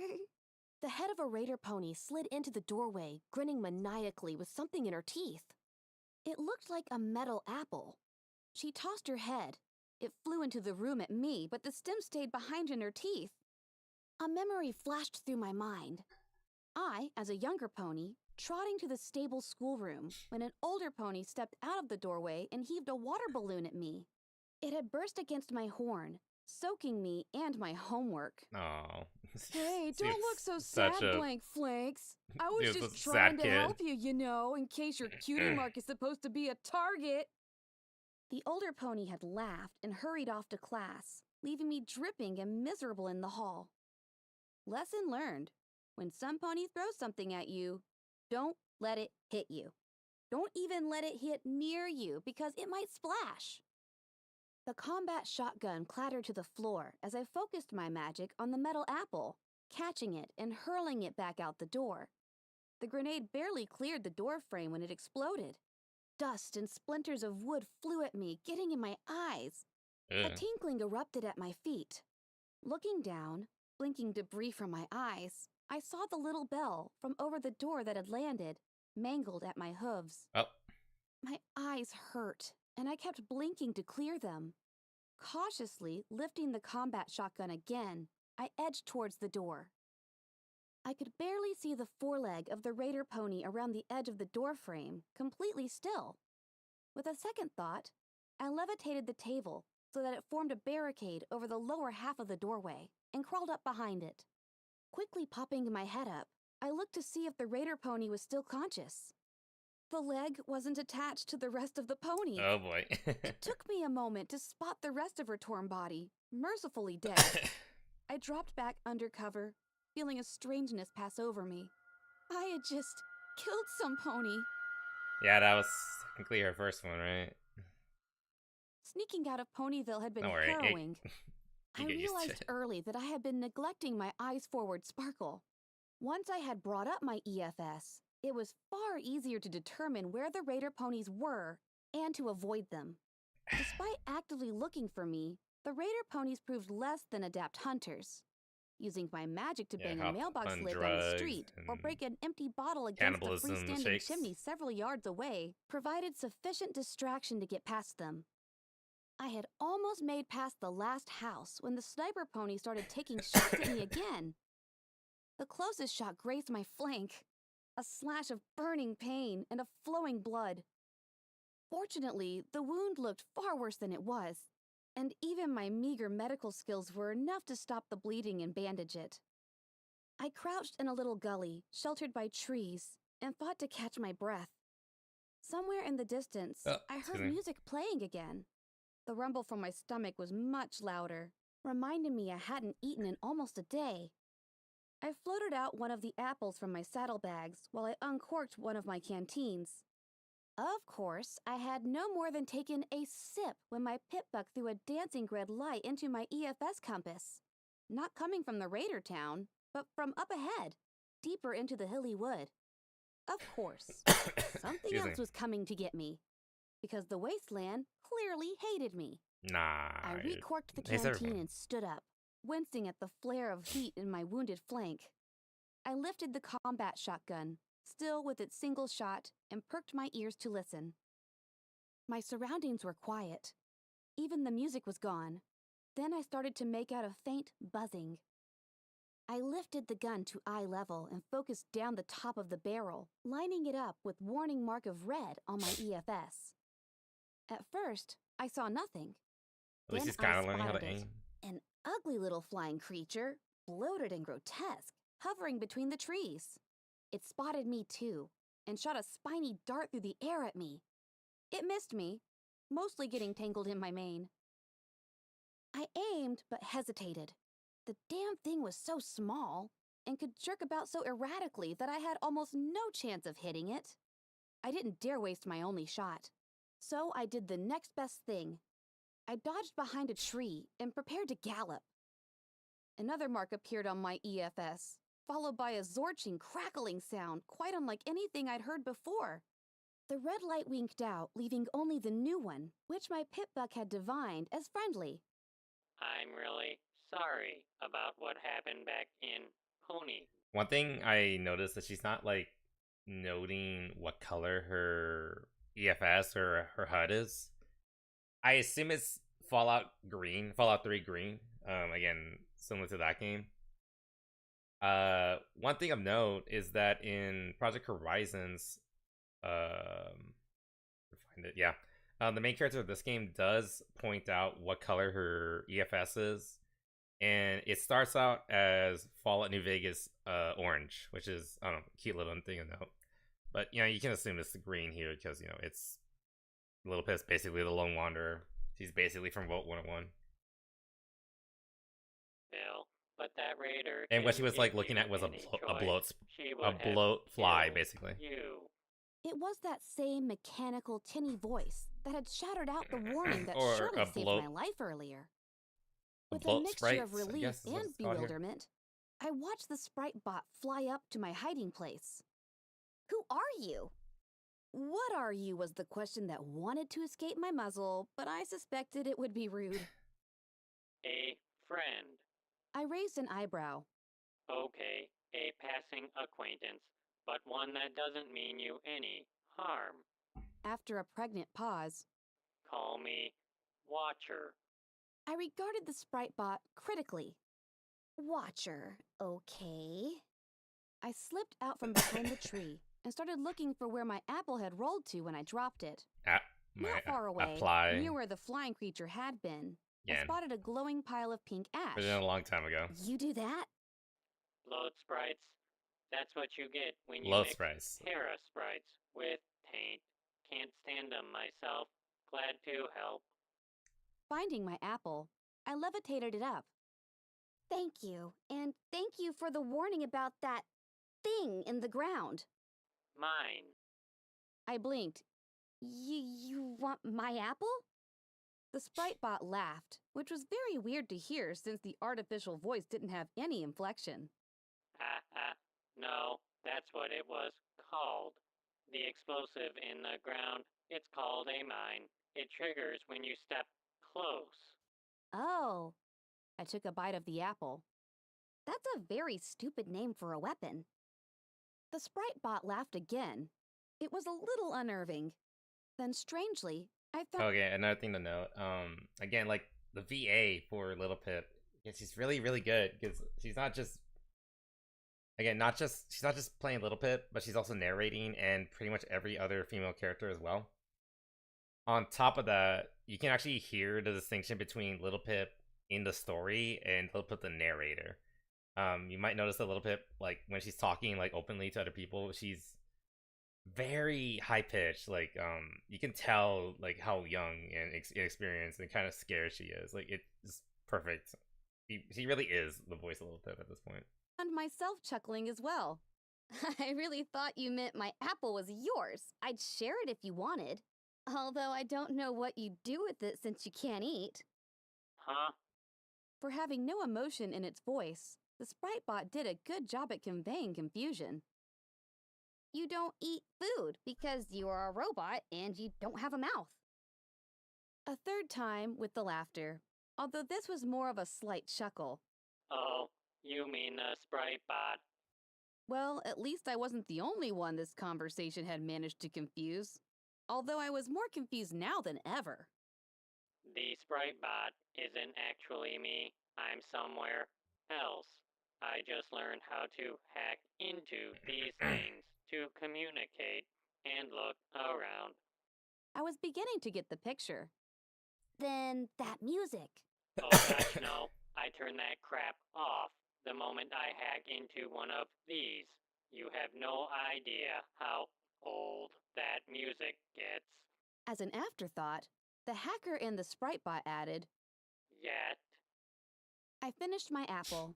My stomach felt much better now, as did my spirits, thanks to finally having a civilized, if utterly bizarre, conversation. Oh, time's almost up. Look, there are a few things you're going to need if you want to survive out here. A weapon, or at least a lot more ammo for the one you have, armored barding, a bit of guidance, and most importantly, you need to make some friends. This is very important. Armor, at least, shouldn't be too hard. Although I shuddered hard at the thought of putting on a dead pony's barding. Still, Oh, it's not that hard. that grazing shot. I'd Hey, been Mayumi, outside welcome, less than a full welcome. day, and Good, already you're I'd come terrifyingly I was hoping you close stopped to by death. because I I think could you'll like this. probably slip back around to the bridge you're doing and good. strip it off the corpses there. A weapon? If the idea of stripping armor from the dead made... But yeah, we're like, what chapter is this? I forgot. 3. We're barely on chapter 3. Plus, like, we did like a prologue and an introduction, I believe, earlier. Also, I lost my spot. Thanks. Oh god. Oh, there. But yeah, so far really good. Yeah, I've read this story like at least a half dozen times, but it's always good to come back to it. And also, like, I'm recognizing new things. It's also fun to just talk about it too. me cringe. The idea of possibly killing again stopped my heart. And Do it, friends, idiot. I'd had no luck with that as a foal in the stable. What chance did I have in a world where saving a pony from raiders and slavery didn't get you a friendship welcome mat? If this was what I needed to do to survive, I wasn't sure I was up to the task. What do you mean by guidance? The There bobbing actually spike- is like again another like philosophical kind of like discussion to have about making friends here. I recently saw a really good video about like male friendships, and we might bring it up when we get to a certain part, when it might be appropriate to talk about this again. But in short, simply like helping someone doesn't earn you a friend. You have to like have a common goal with them. Now it might be different with girls, but like it was primarily that video I'm thinking about was primarily about male friendships, and it's just that guys tend to they build their friendships around adversity, doing something together, achieving something together, and aspiring towards a goal together, or at the very least, like, and that goal doesn't have to be like particularly grand. It could just be like playing video games together and like, you know, wanting to win together. But it's a whole discussion about like how friendship needs to be built on shared trauma, basically, in a way. And I feel like in a post-apocalyptic wasteland, it kind of becomes more prevalent than ever, because you kind of have to be picky and choosy about who you can trust. And so it applies even to women, or mares in this case. I'm going to take a shot in the dark here and guess you like books. Am I right? Well, yes, There's a great book for people traveling through the Equestrian wasteland. I'm pretty sure there's a copy in the Ponyville library. Give me just a second. Okay, I've sent the tag for it to your Pippa. My eyes widened in alarm. The Ponyville Library. You mean that place I just barely escaped from?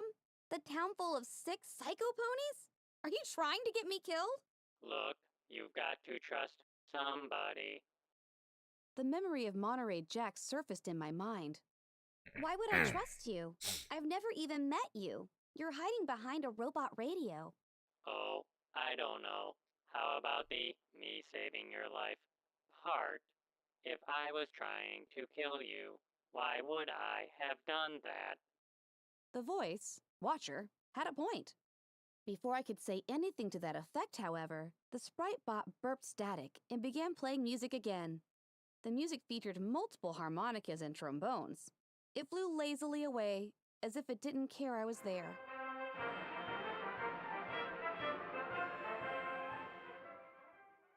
The Ponyville Library was in a tree. Not a treehouse, but literally inside a tree. A massive, gnarled tree, bigger than most buildings, had been grown in the middle of the town, clearly the product of magic, and hollowed out to be the public library. The south side of the tree was scorched black and dead, but there were still a few leaves clinging to life on the opposite branches. Oh, wait, excuse me. The tree was surrounded by a wide open space with absolutely no cover. Any hope my luck at the Carousel Boutique would hold out here was dashed when I looked up to the highest balcony and finally spotted the sniper pony.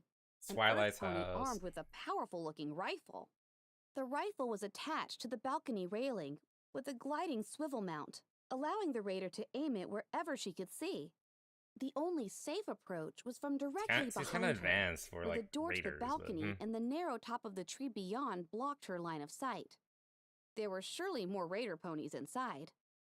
Sneaking up carefully from the only direction that wouldn't mean instant death, I was trembling This is with a quaint nerves by the little- time I reached the little building, door. too. As swiftly and silently as I could, Oh, if I remember correctly, I this slipped ended out up of becoming Ponyville and Twilight's straight Castle into in the end, Pony right? Hell.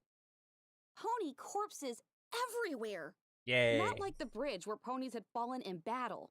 These ponies had been mutilated, desecrated, and put on display.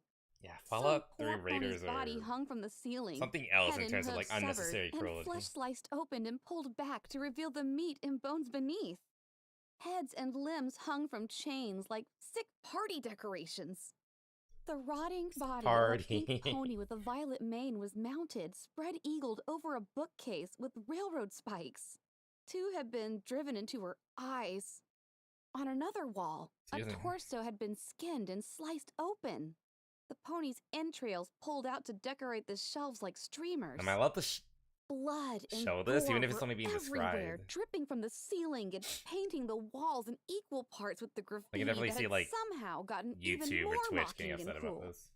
Between the bookcases, pre-war posters were mounted in shattered frames.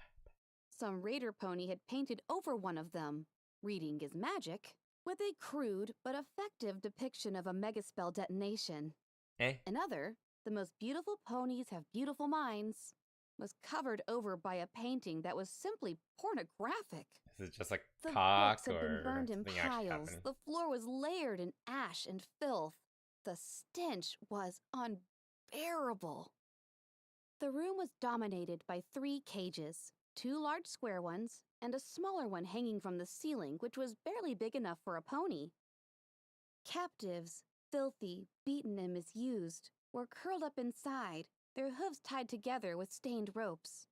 The 2 in the nearest cage looked at me pitifully, and my heart excuse me. wrenched painfully. My eyes kept going wider until I had to clench them shut and bite my own hoof to keep from screaming.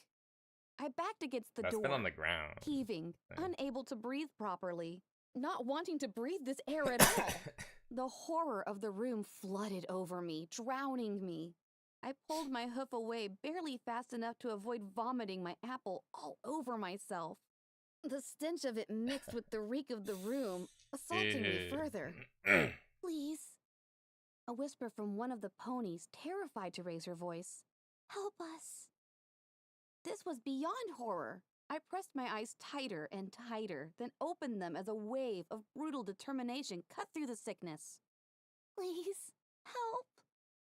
That was no voice, disembodied and trapped in an eternal loop, coming from some radio signal floating through the ether. These were living ponies.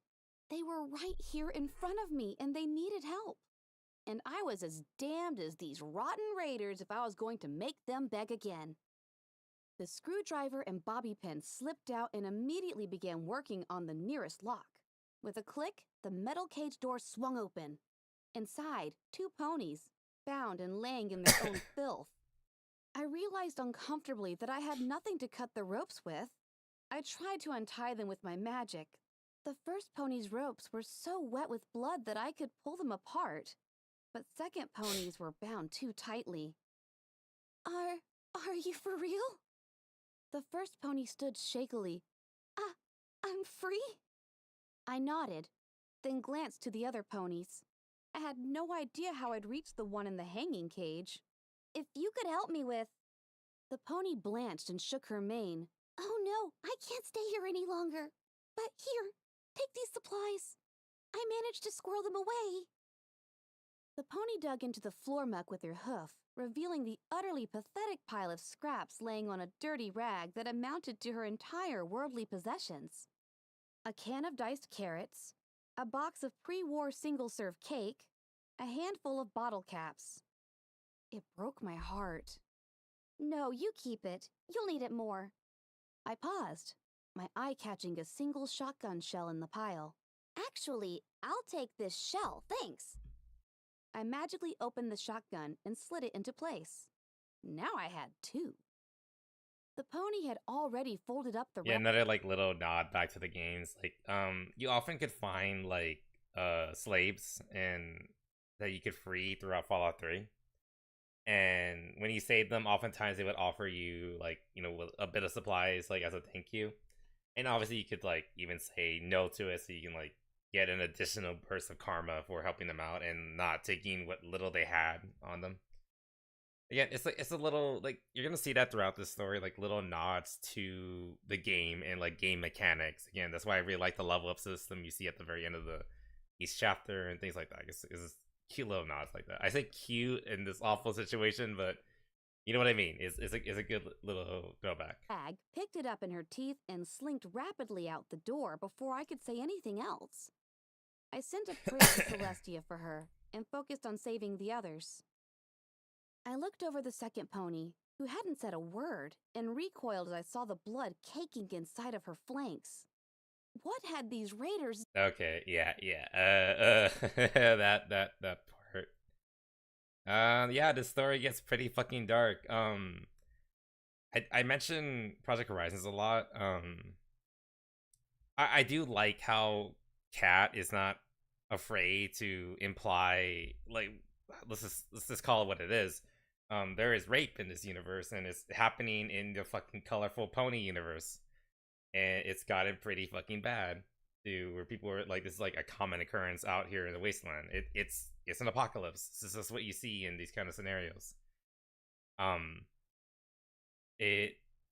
Kat tends to be a bit more subtle about it. I've noticed in the writing, just like mentions like this kind of thing happening.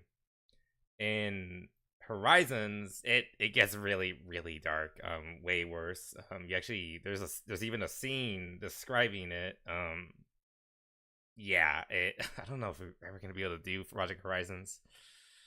Oh boy, it gets up there. It gets out there in terms of like its content. But the point is like, even here, even if it's subtle, like Kat isn't like pulling punches. Like, this is a terrible place. This is a terrible state of the world.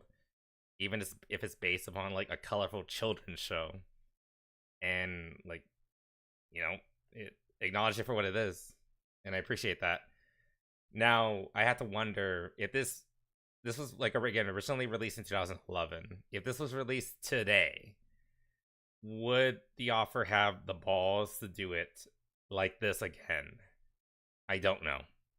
I would hope so, but geez, like people have been kind of beaten and shot into a state where like they might feel the need to comply, and just like, you're not allowed to talk about that, you're not allowed to mention about it. If you do, you're glorifying it, you're parading it around, you're not being sensitive enough, all that nonsense. Like, let people talk about what the topics they want to talk about, even if they are dark ones. That's all I really can say about that. Done! Looking around, I took in the shape of the room, trying to blot out the horrors everywhere I turned. Above the front door was an that's aged like one of fresco of a the beautiful great white-winged things about that this unicorn. came out when it came Celestia? out. Unusual. Like, we hadn't gotten so crazy in regards to like, trying to like push people into like talking about and forcing people to like stick to certain topics and not being willing to like, touch on darker subjects. Like, like there's like, again, this whole videos about it, like, modern villains aren't even that villainous. Modern heroes are not really that dark either. Like, let bad guys be bad because they're not real, and we should have stories about them being conquered over. Like, that's kind of like what's to be happening. Anyway. Large and graceful, a book floating in front of her, her wings outstretched over a rainbow of foals as they smiled up and listened to story time. Not only had the ponies been painted over with images of blood and knives and violence, the fresco had been used for target practice.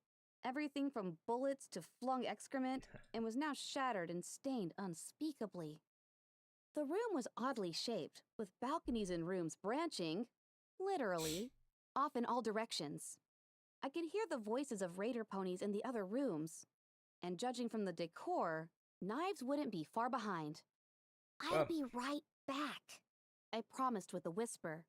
Then, levitating the combat shotgun, I moved towards the nearest interior door. I jumped back as the door swung open at me. A raider pony stepped through and stopped, staring at me blankly. His coat was dark black under his makeshift armor, his mane wild.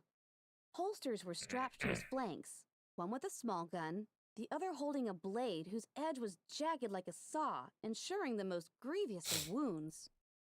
In stark, horrified disbelief, I saw that his cutie mark was actually a splayed torso. Yeah, The these raider guys are not pony good. recovered quickly, swinging his head around and drawing out the small gun in his teeth.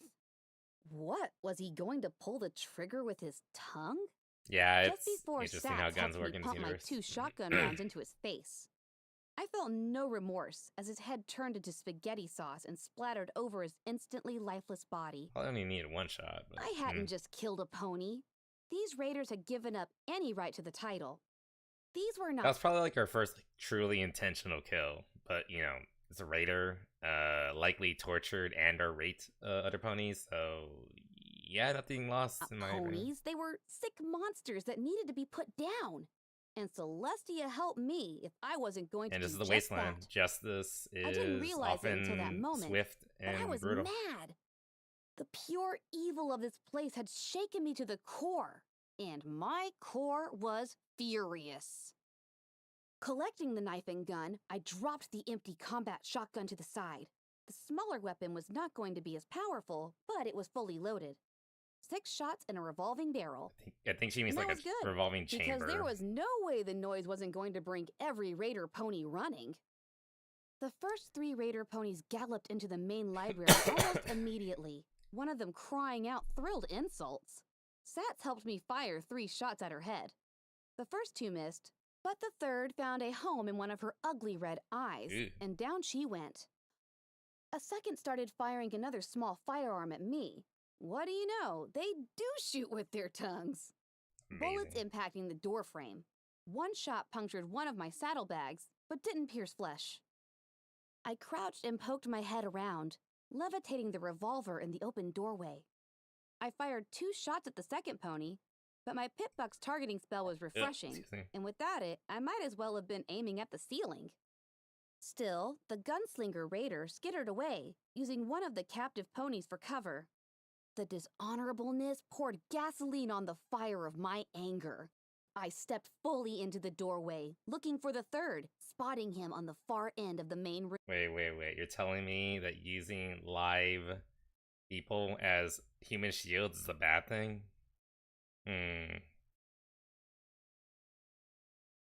Wonder what little people would think about certain conflicts in recent years. Anyway, moving on. One other thing that was interesting to note, we've seen a few weapons so far. And again, you can kind of just put them all to be basically weapons from Fallout 3. Like what she's using right now is basically this, the 32 revolver. She called it like spinning barrels, but you know, I think she meant chambers. I don't think Kat is very familiar with guns, which is fine. She doesn't have to be. And to be fair, the way Fallout 3 is designed, Bethesda doesn't know how guns work either. Like the 10mm pistol is like one of the most weak pistols in the game, yet it's chambered in 10mm, which is probably one of the most powerful pistol calibers in the world, period. Things like the Chinese pistol is the same caliber as the 10mm pistol, even though like once they're from different parts of the world. You know, weird things like that. The assault rifle is basically a G3 rather than, you know, an actual 5.56 rifle. You know, all these little things. I think the first weapon she picked up was probably the sawed-off shotgun. And she then picked up the combat shotgun, which is one of the most goofy weapons in, oh my god, weird. One of the most goofy weapons in all of video game history. This is a weapon I used to love as a kid, but now as a gun nut and having grown up, like I recognize that this thing does not make any sense at all. The chambers back here, yet the magazine is way up front. It looks cool, it has a very striking silhouette, but it does not make any physical sense. Who cares? It's a stupid video game. It's fine. but but yeah, basically every gun that you see, it kind of has like a Fallout 3 equivalent. I think later on we might see stuff from like New Vegas. Because the game came out just like a year before the book was the first version of the book came out, so there might be some New Vegas guns coming in here and there. But yeah, but they're on the more simplistic side because again, Fallout 3 was like a pretty bare bones FPS, you know. The fact they're mostly based on Fallout 3 or earlier. Yeah, pretty much. Well, mostly Fallout 3 because the story itself is basically the Fallout 3 story, or at least the beginning of it. Little Pip's stable is basically Vault 101. Little Pip is basically the Lone Wanderer. She leaves the Vault for the same exact reason that the Lone Wanderer did. She's around the same age. Like, the Lone Wanderer was canonically 19 years old. And we talked about Little Pip's age, and I think she is around 19, so... Yeah, she's basically the same character, just like a pony and elevated for the sake of the like the more grand stakes within this story, because Little Pip kind of becomes like a chosen one kind of character by the end of it. Spoilers, but you know, it's fine. Like the author didn't really make this story with like sequels in mind. It was just supposed to be like a one and done thing. So her like having her full arc within the story and nothing really afterwards is perfectly fine. That's like pretty silly.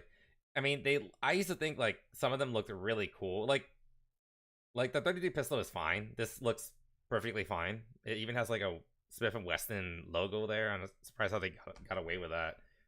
But there's nothing like wrong with it. The only one is like infamous is again the combat shotgun because of how this does not make any mechanical sense. But again, it's a striking look and it is like kind of iconic, even if it's silly. This is fine. The assault rifle, so is the Chinese assault rifle.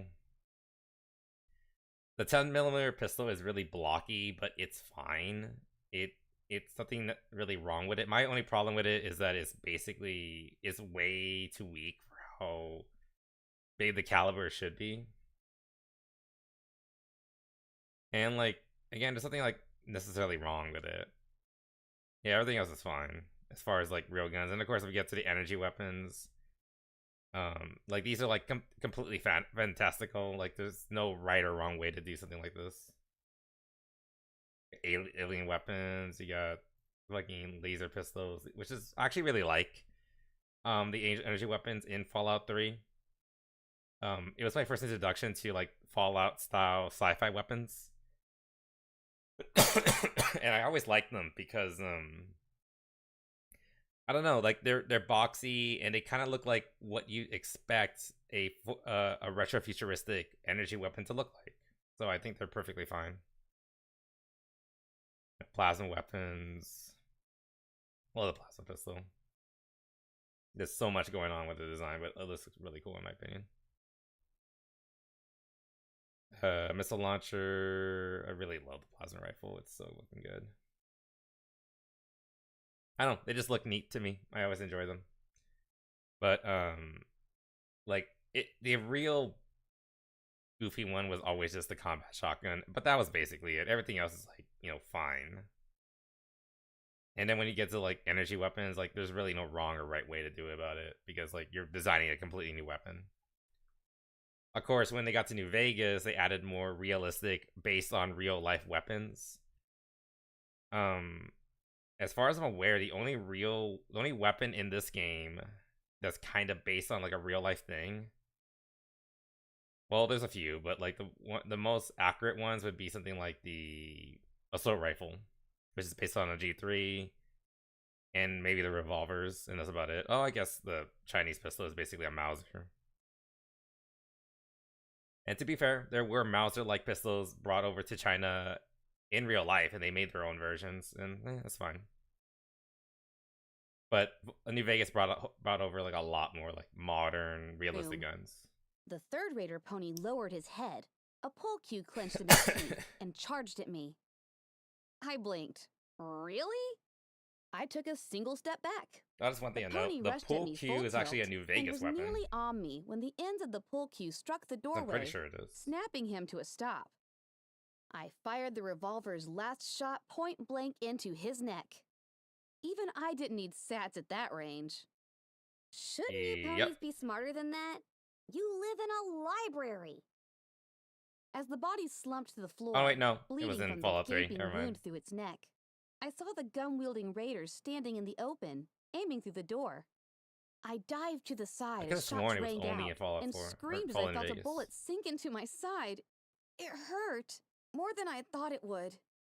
I fell against the wall, leaving a bloody smear as I collapsed next to the doorway. That's the first time she's ever been shot. Pain seared my side, And flaring it's with not each fun. breath. Yeah.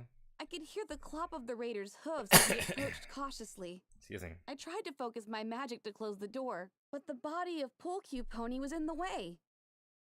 I cast about the room. It was a kitchen. On a table surrounded by knives was the body of a fearsome creature of scales and teeth. The raider pony with the splayed excuse torso me. cutie mark had been carving it up to cook. A refrigerator and oven. There were scattered books, but all ancient, destroyed, and unreadable. I was beginning to doubt the Watcher's assertion that there was a book here like he described. Then my eyes fell on what I was hoping for. In one corner, mounted on the wall over several metal boxes of ammunition, was a faded yellow box with a pink butterfly symbol on it. A medical box. Double luck, the box looked to be locked. There were knife scrapes all over it where the raiders had attempted to get it open. It should still have a few medical poultices, and maybe even a healing potion. It's our first like But I hint had to at survive the raider pony Fluttershy. first, and I was And of wounded course and her out of course he's bullets. associated with healing. Crossing to the ammo boxes would mean moving across the open doorway. Scooting back, I looked around again and focused my magic through the pain. Yeah, you're a unicorn. When the raider pony stepped in, he was met by a swarm of knives flying at his face. Gah! He turned and fled back out. The knives all either missed or struck uselessly against his armor. I was even more pathetic with melee weapons than I was with guns. But it got him out Yeah, of the way he long enough to make for didn't the tag ammo there. boxes. Luck was with me again. While one box had ammo in large clips for a type of gun I had yet to see, the other had bullets designed for the revolver. I think she means a magazine. The raider poked his head around, calling out, You're all out of knives, Missy. Why don't you just come on out? I promise I'll let you die. Eventually. His head turned in my direction, his eyes went wide. I don't know if it was the look in my eyes or the revolver. Sats was with me again. And this bastard wasn't going to get another chance to use raped and beaten captive as a shield. I like that. One Again, more dead little raider, sound a effects fixed here and there. medical box, and a healing potion later. I trotted quietly back into the main room, serrated knife floating by my side. I moved to the open cage and sawed away the ropes binding the poor pony. Go, you're free. Get somewhere safe. With a blink, I remembered the sniper pony and quickly told her which direction to sneak away in. She nodded mutely and began to slink out. I moved to the next cage. What I saw sickened me. A pony had been locked inside along with a decaying corpse. The pony was whimpering in her sleep and had her tail wrapped around the ghastly body like a teddy ursa. Oh. Unlike the other First, this bodies, would be like a I little couldn't tell girl, how this or one a had filly. died, for it wasn't carved apart. The body had lost all its coat. Its skin was a sickening blotchwork of red and gray, flaking away. Its eyes were open, dry and staring in wrong directions. Its teeth were horribly yellowed, matching the few strands of hair left in its mane and tail. I know who Odd this fleshy is. growths hung from its sides. At first, This I is a mistook canon them for character, by the way. mutations, but then I Like realized from the I was actual looking show. at the pony's wings. This was the body of a Pegasus pony. Stripped of feathers and hair, the wings looked strange, even repulsive. I screamed, a full-throated cry of terror, when the corpse shifted position and sat up, its eyes sliding around until they both focused on me. It was a zombie pony. Also, her The first zombie school. pony blinked at me, then tried to get up, only to fall over onto one winged side, as its hooves were bound in ropes like the others. She stared at me plaintively. My mind was reeling.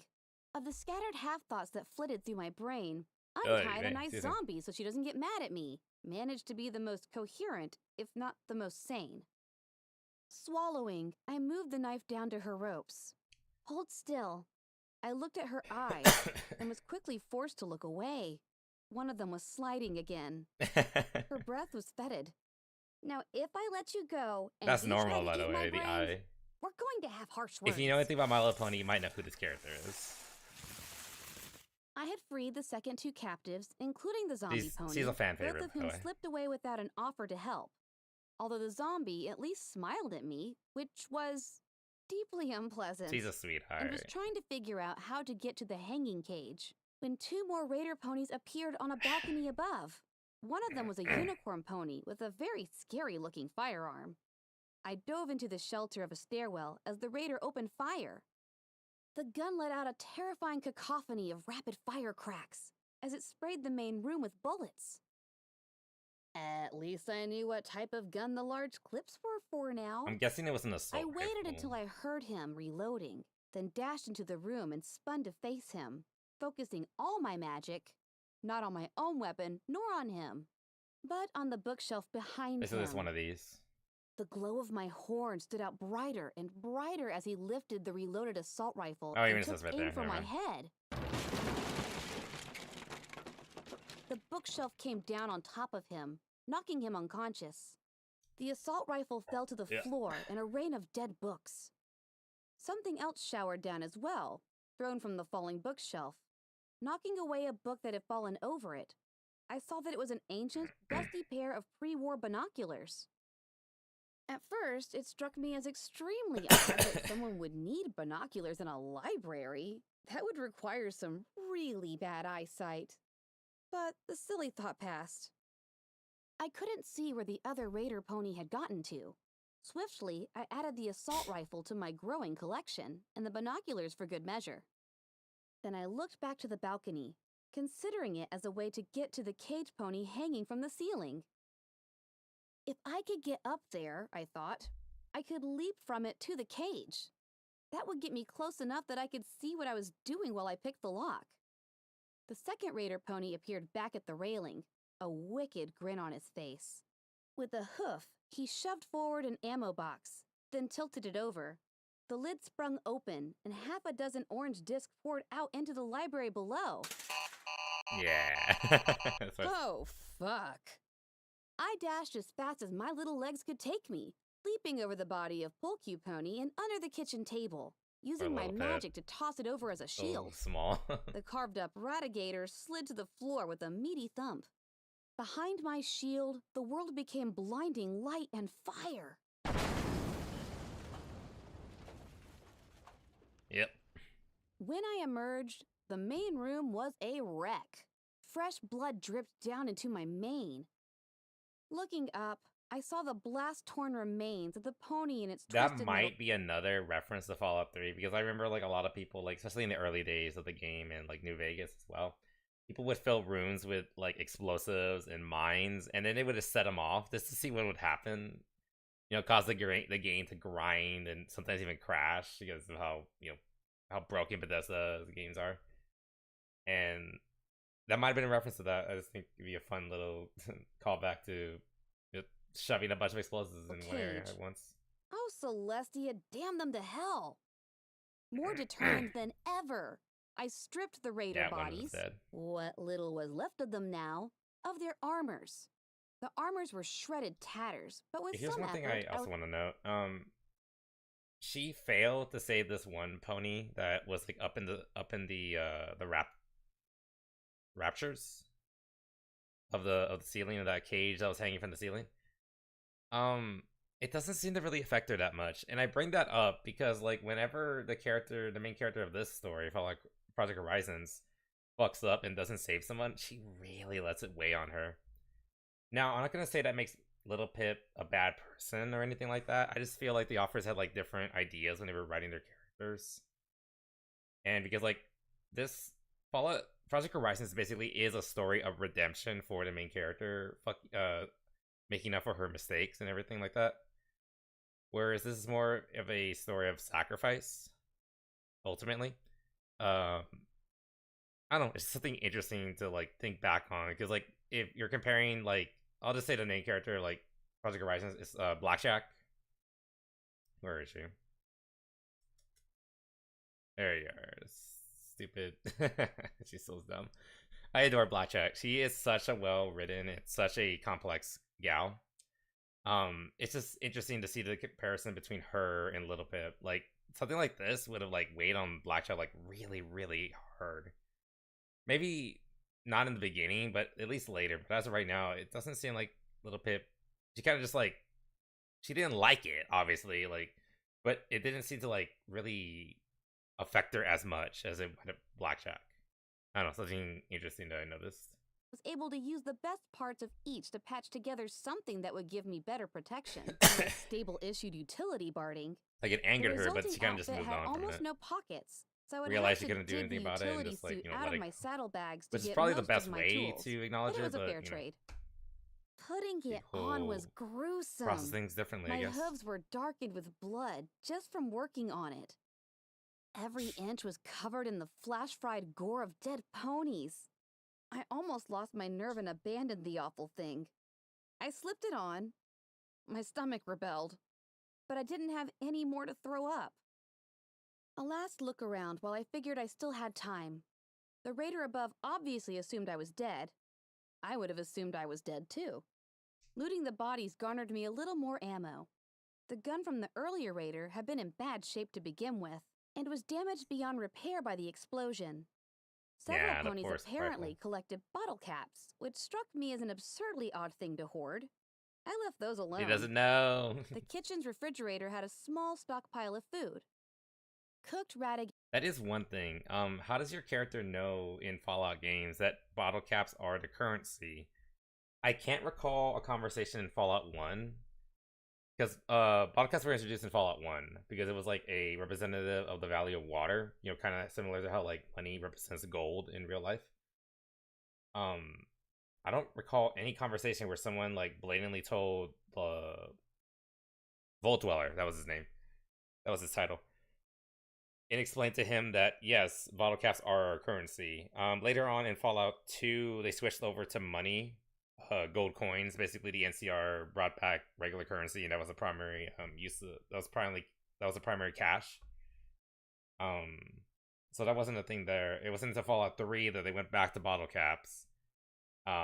With not really an economy to back it up, but like, you know, Fallout 3 has a lot of holes that we can talk about later. But who explains to the Lone Wanderer that says the only thing I can think of is like maybe somebody in Megaton explains it, but I can't really recall a specific conversation where like, again, like these little conversations, like how does someone who's lived underground their entire life function in the society that has, you know, come out of an apocalypse? Like they wouldn't know about these little intricate things. Someone would have to explain it to them. And they're not really directly addressed in the games, as far as I'm aware. In New Vegas, at least, at very least, you can talk about in New Vegas, like, oh, it's because the courier is a wastelander. He knows that bottle caps are the currency because he's lived in the wasteland his entire life. Like he might have lost some of his memories, but like, you know, that stuck around. He at least remembers that. So I don't know. It's like little intricate little things like that like I noticed. A few skewers of barbecued fruits and what the pip buck identifies as floats. And I appreciate the story for like acknowledging like she wouldn't know that bottle caps are healthy currency. Eating like 200-year-old food, and some water that looked like it was bottled straight out of Sludge River. I took everything but the cake and water. Apparently, Splayed Torso Cutie Mark Raider was a rather decent cook. With a second thought, I looked over the ingredients on the cake box. Filled with enough preservatives that your stomach will still be intact long after the rest of you rotted away to dust. And took it too. Smart. The raider pony was in the main room, looking over his handiwork when I returned from the kitchen. I need to pee. One look at me and my growing pile of weaponry, and he fled up the stairs. I galloped after him, revolver zipping through the air in a cloud of levitation magic that matched the light around my horn. He went through a door on the level above. It took me only a moment to reach it, but caution made me skid to a stop before barreling through. If that had been me on the other side, I'd be waiting just to the side of the door, ready to take the head off the raider who rushed through. With positions reversed, I was not going to make the same mistake. A filly's cry from inside, "Help!" changed the scenario. Standing to the side, I threw open the door. When there was no attack, I darted in and stopped short. The room was lined with more destroyed books on either side and ended in a large window that opened onto the balcony. This room was decorated as disgustingly as the last, but filled with stained sleeping mattresses. Near the open window, a filly too young to even have her cutie mark lay on a mattress stained with so much blood it was nearly black. She had been brutalized and raped repeatedly, and her flank was covered It's in plainly small saying it, burns yeah, where at her this cutie point. mark would have eventually appeared. Her ropes were on the floor nearby, looking chewed through. And between myself and her, the raider pony stood with a shocking hostage, the zombie pony. It took me a moment to realize she must have flown in from the balcony, and, if I was allowed to believe there was any decency left in the world, it would have been her who gnawed the filly's ropes free. Now she was against a wall with the blade of an axe to her throat. A small part of my mind insisted on distracting me by wondering how the zombie pony could have flown when her wings didn't have any feathers.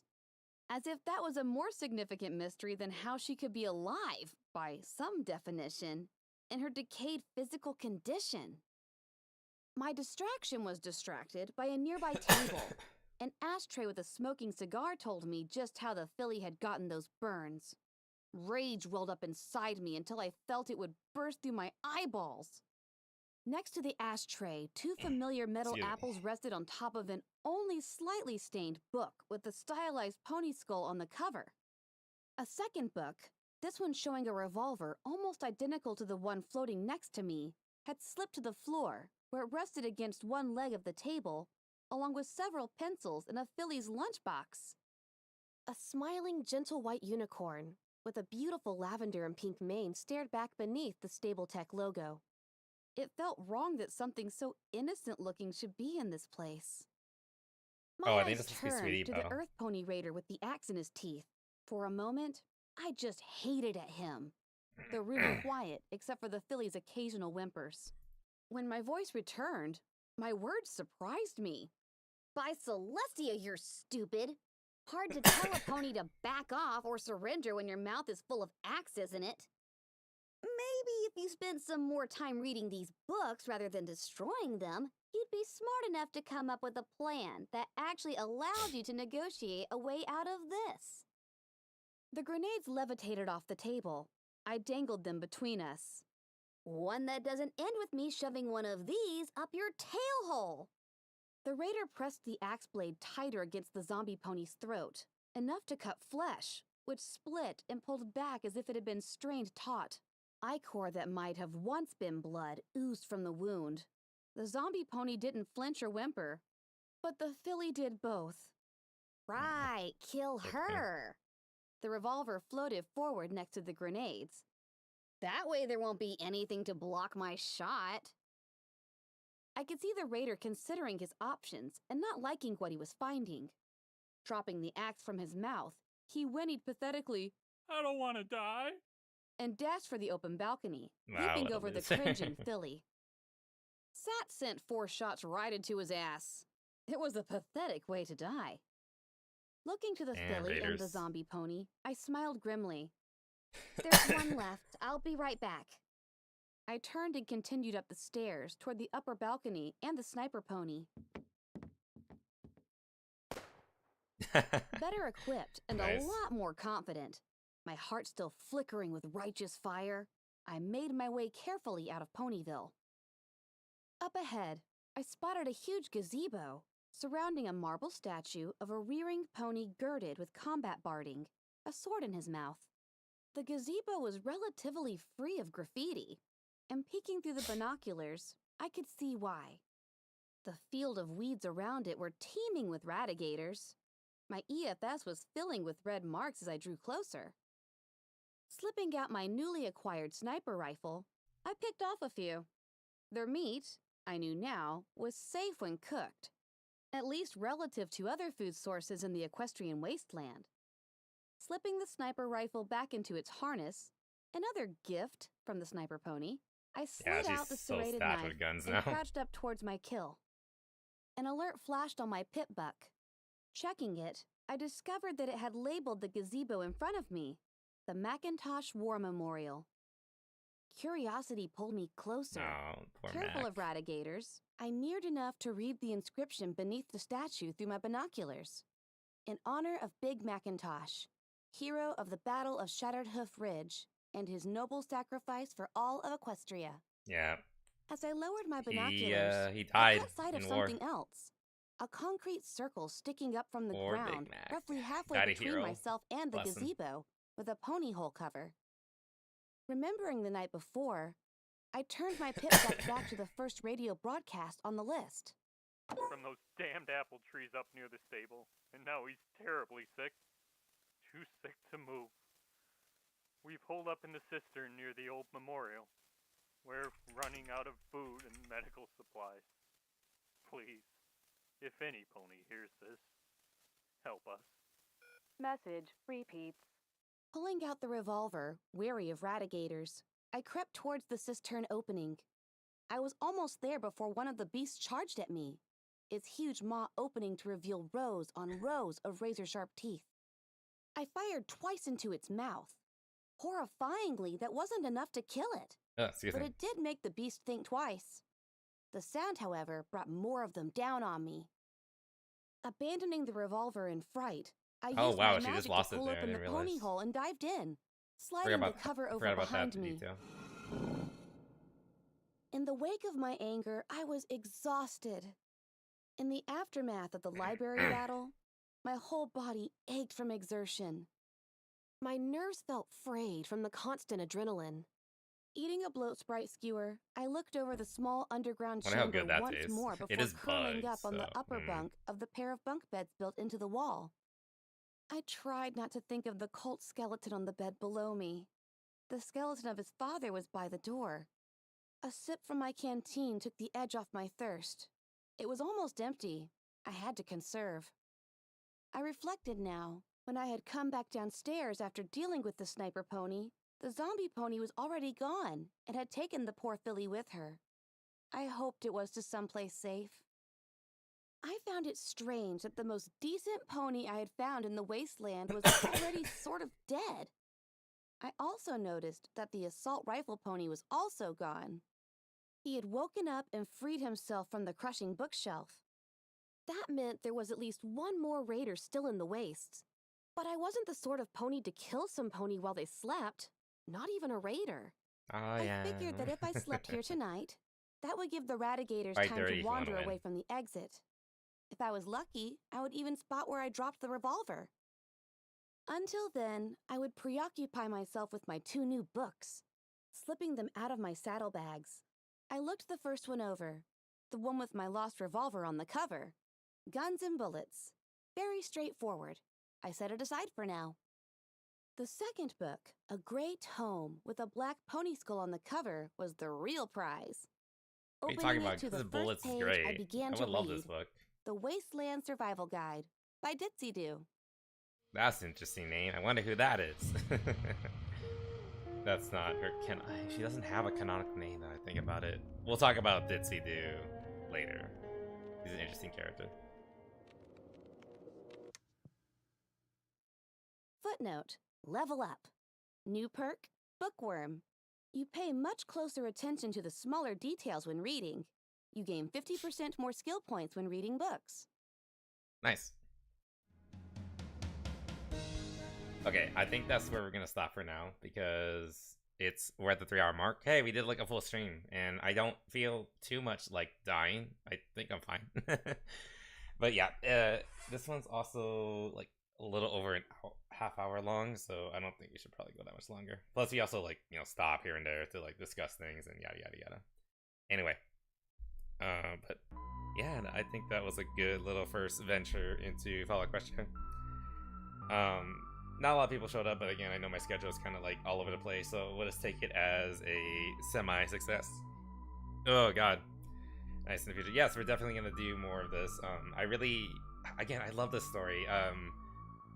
I 100% mean it when I say Fallout Equestria. Both this one and Project Horizons are formative for me. They saved a lot of my personality and my ideals, my values, all that. Little Pip and to a greater extent Blackjack from the sequel. I say sequel, but you know, like tentative sequel. They very much are like my heroes, and they were my heroes growing up. I still very much admire them, but upon second reading, because I have read a few more chapters, I think I got it through like maybe a fourth of the book on my own. Earlier in the past couple of weeks. I stopped because obviously I wanted to like read it along with you guys. I've come to realize that I really admire some other characters a lot more now that I'm older. I still love Little Pep. I still very much consider her a role model in my opinion. But there are other characters that we're going to meet later that I very much think if I had to like emulate somebody, I'd probably be closer to them. In terms of the way they act and the things that they value and the way they do things. This whole reading is kind of gonna be like I've said it a few times, but it's kind of like a philosophy lesson, like a view on values and how to do things when you're pushed to the edge, and like what is justified in certain scenarios, and like what is justice, and how can we like, you know, push it towards it, and even in like dire situations, and like what is right from wrong and things like that. Because there's a lot of discussion. Like, I mean, it's Fallout, it's a role-playing game, or at least, you know, the earlier ones, where like we can talk about later ones later. But you know, it's about morality, you know, and deciding like right from wrong, and like, you know, like if doing one thing might make other people upset and things like that. So yeah, we're definitely gonna have a lot of discussions about that moving forward. Again, still kind of sick. You can probably hear my voice is kind of straining a little bit. I think it's getting better. We'll see.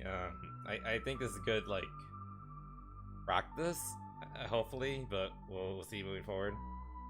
I definitely feel stronger than, like, say, when we were doing the last time I did like a long form like talking content, which was like the last time we did the weekly debrief. But hopefully by this Saturday I'll be like closer to 100%, and we'll see what happens.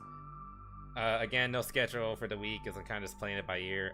Hopefully we'll do something tomorrow. The Redacted War Bond was supposed to be released tomorrow for Helldivers, and I was gonna play with Mijos, but it got delayed, and I don't know what's gonna happen. I need to like hit him up again and see if we're gonna still do that. But we'll see what happens. But I know for certain, like, if we don't hang out tomorrow, we're definitely gonna hang out on Wednesday, I believe. Yeah, Wednesday for the release of Arknight's Enfield. So look forward to that. And also look forward to more Fallout Equestria. And I do want to get back into Persona 3 as well. But we'll see. Again, we're playing it by ear, so we'll see what happens.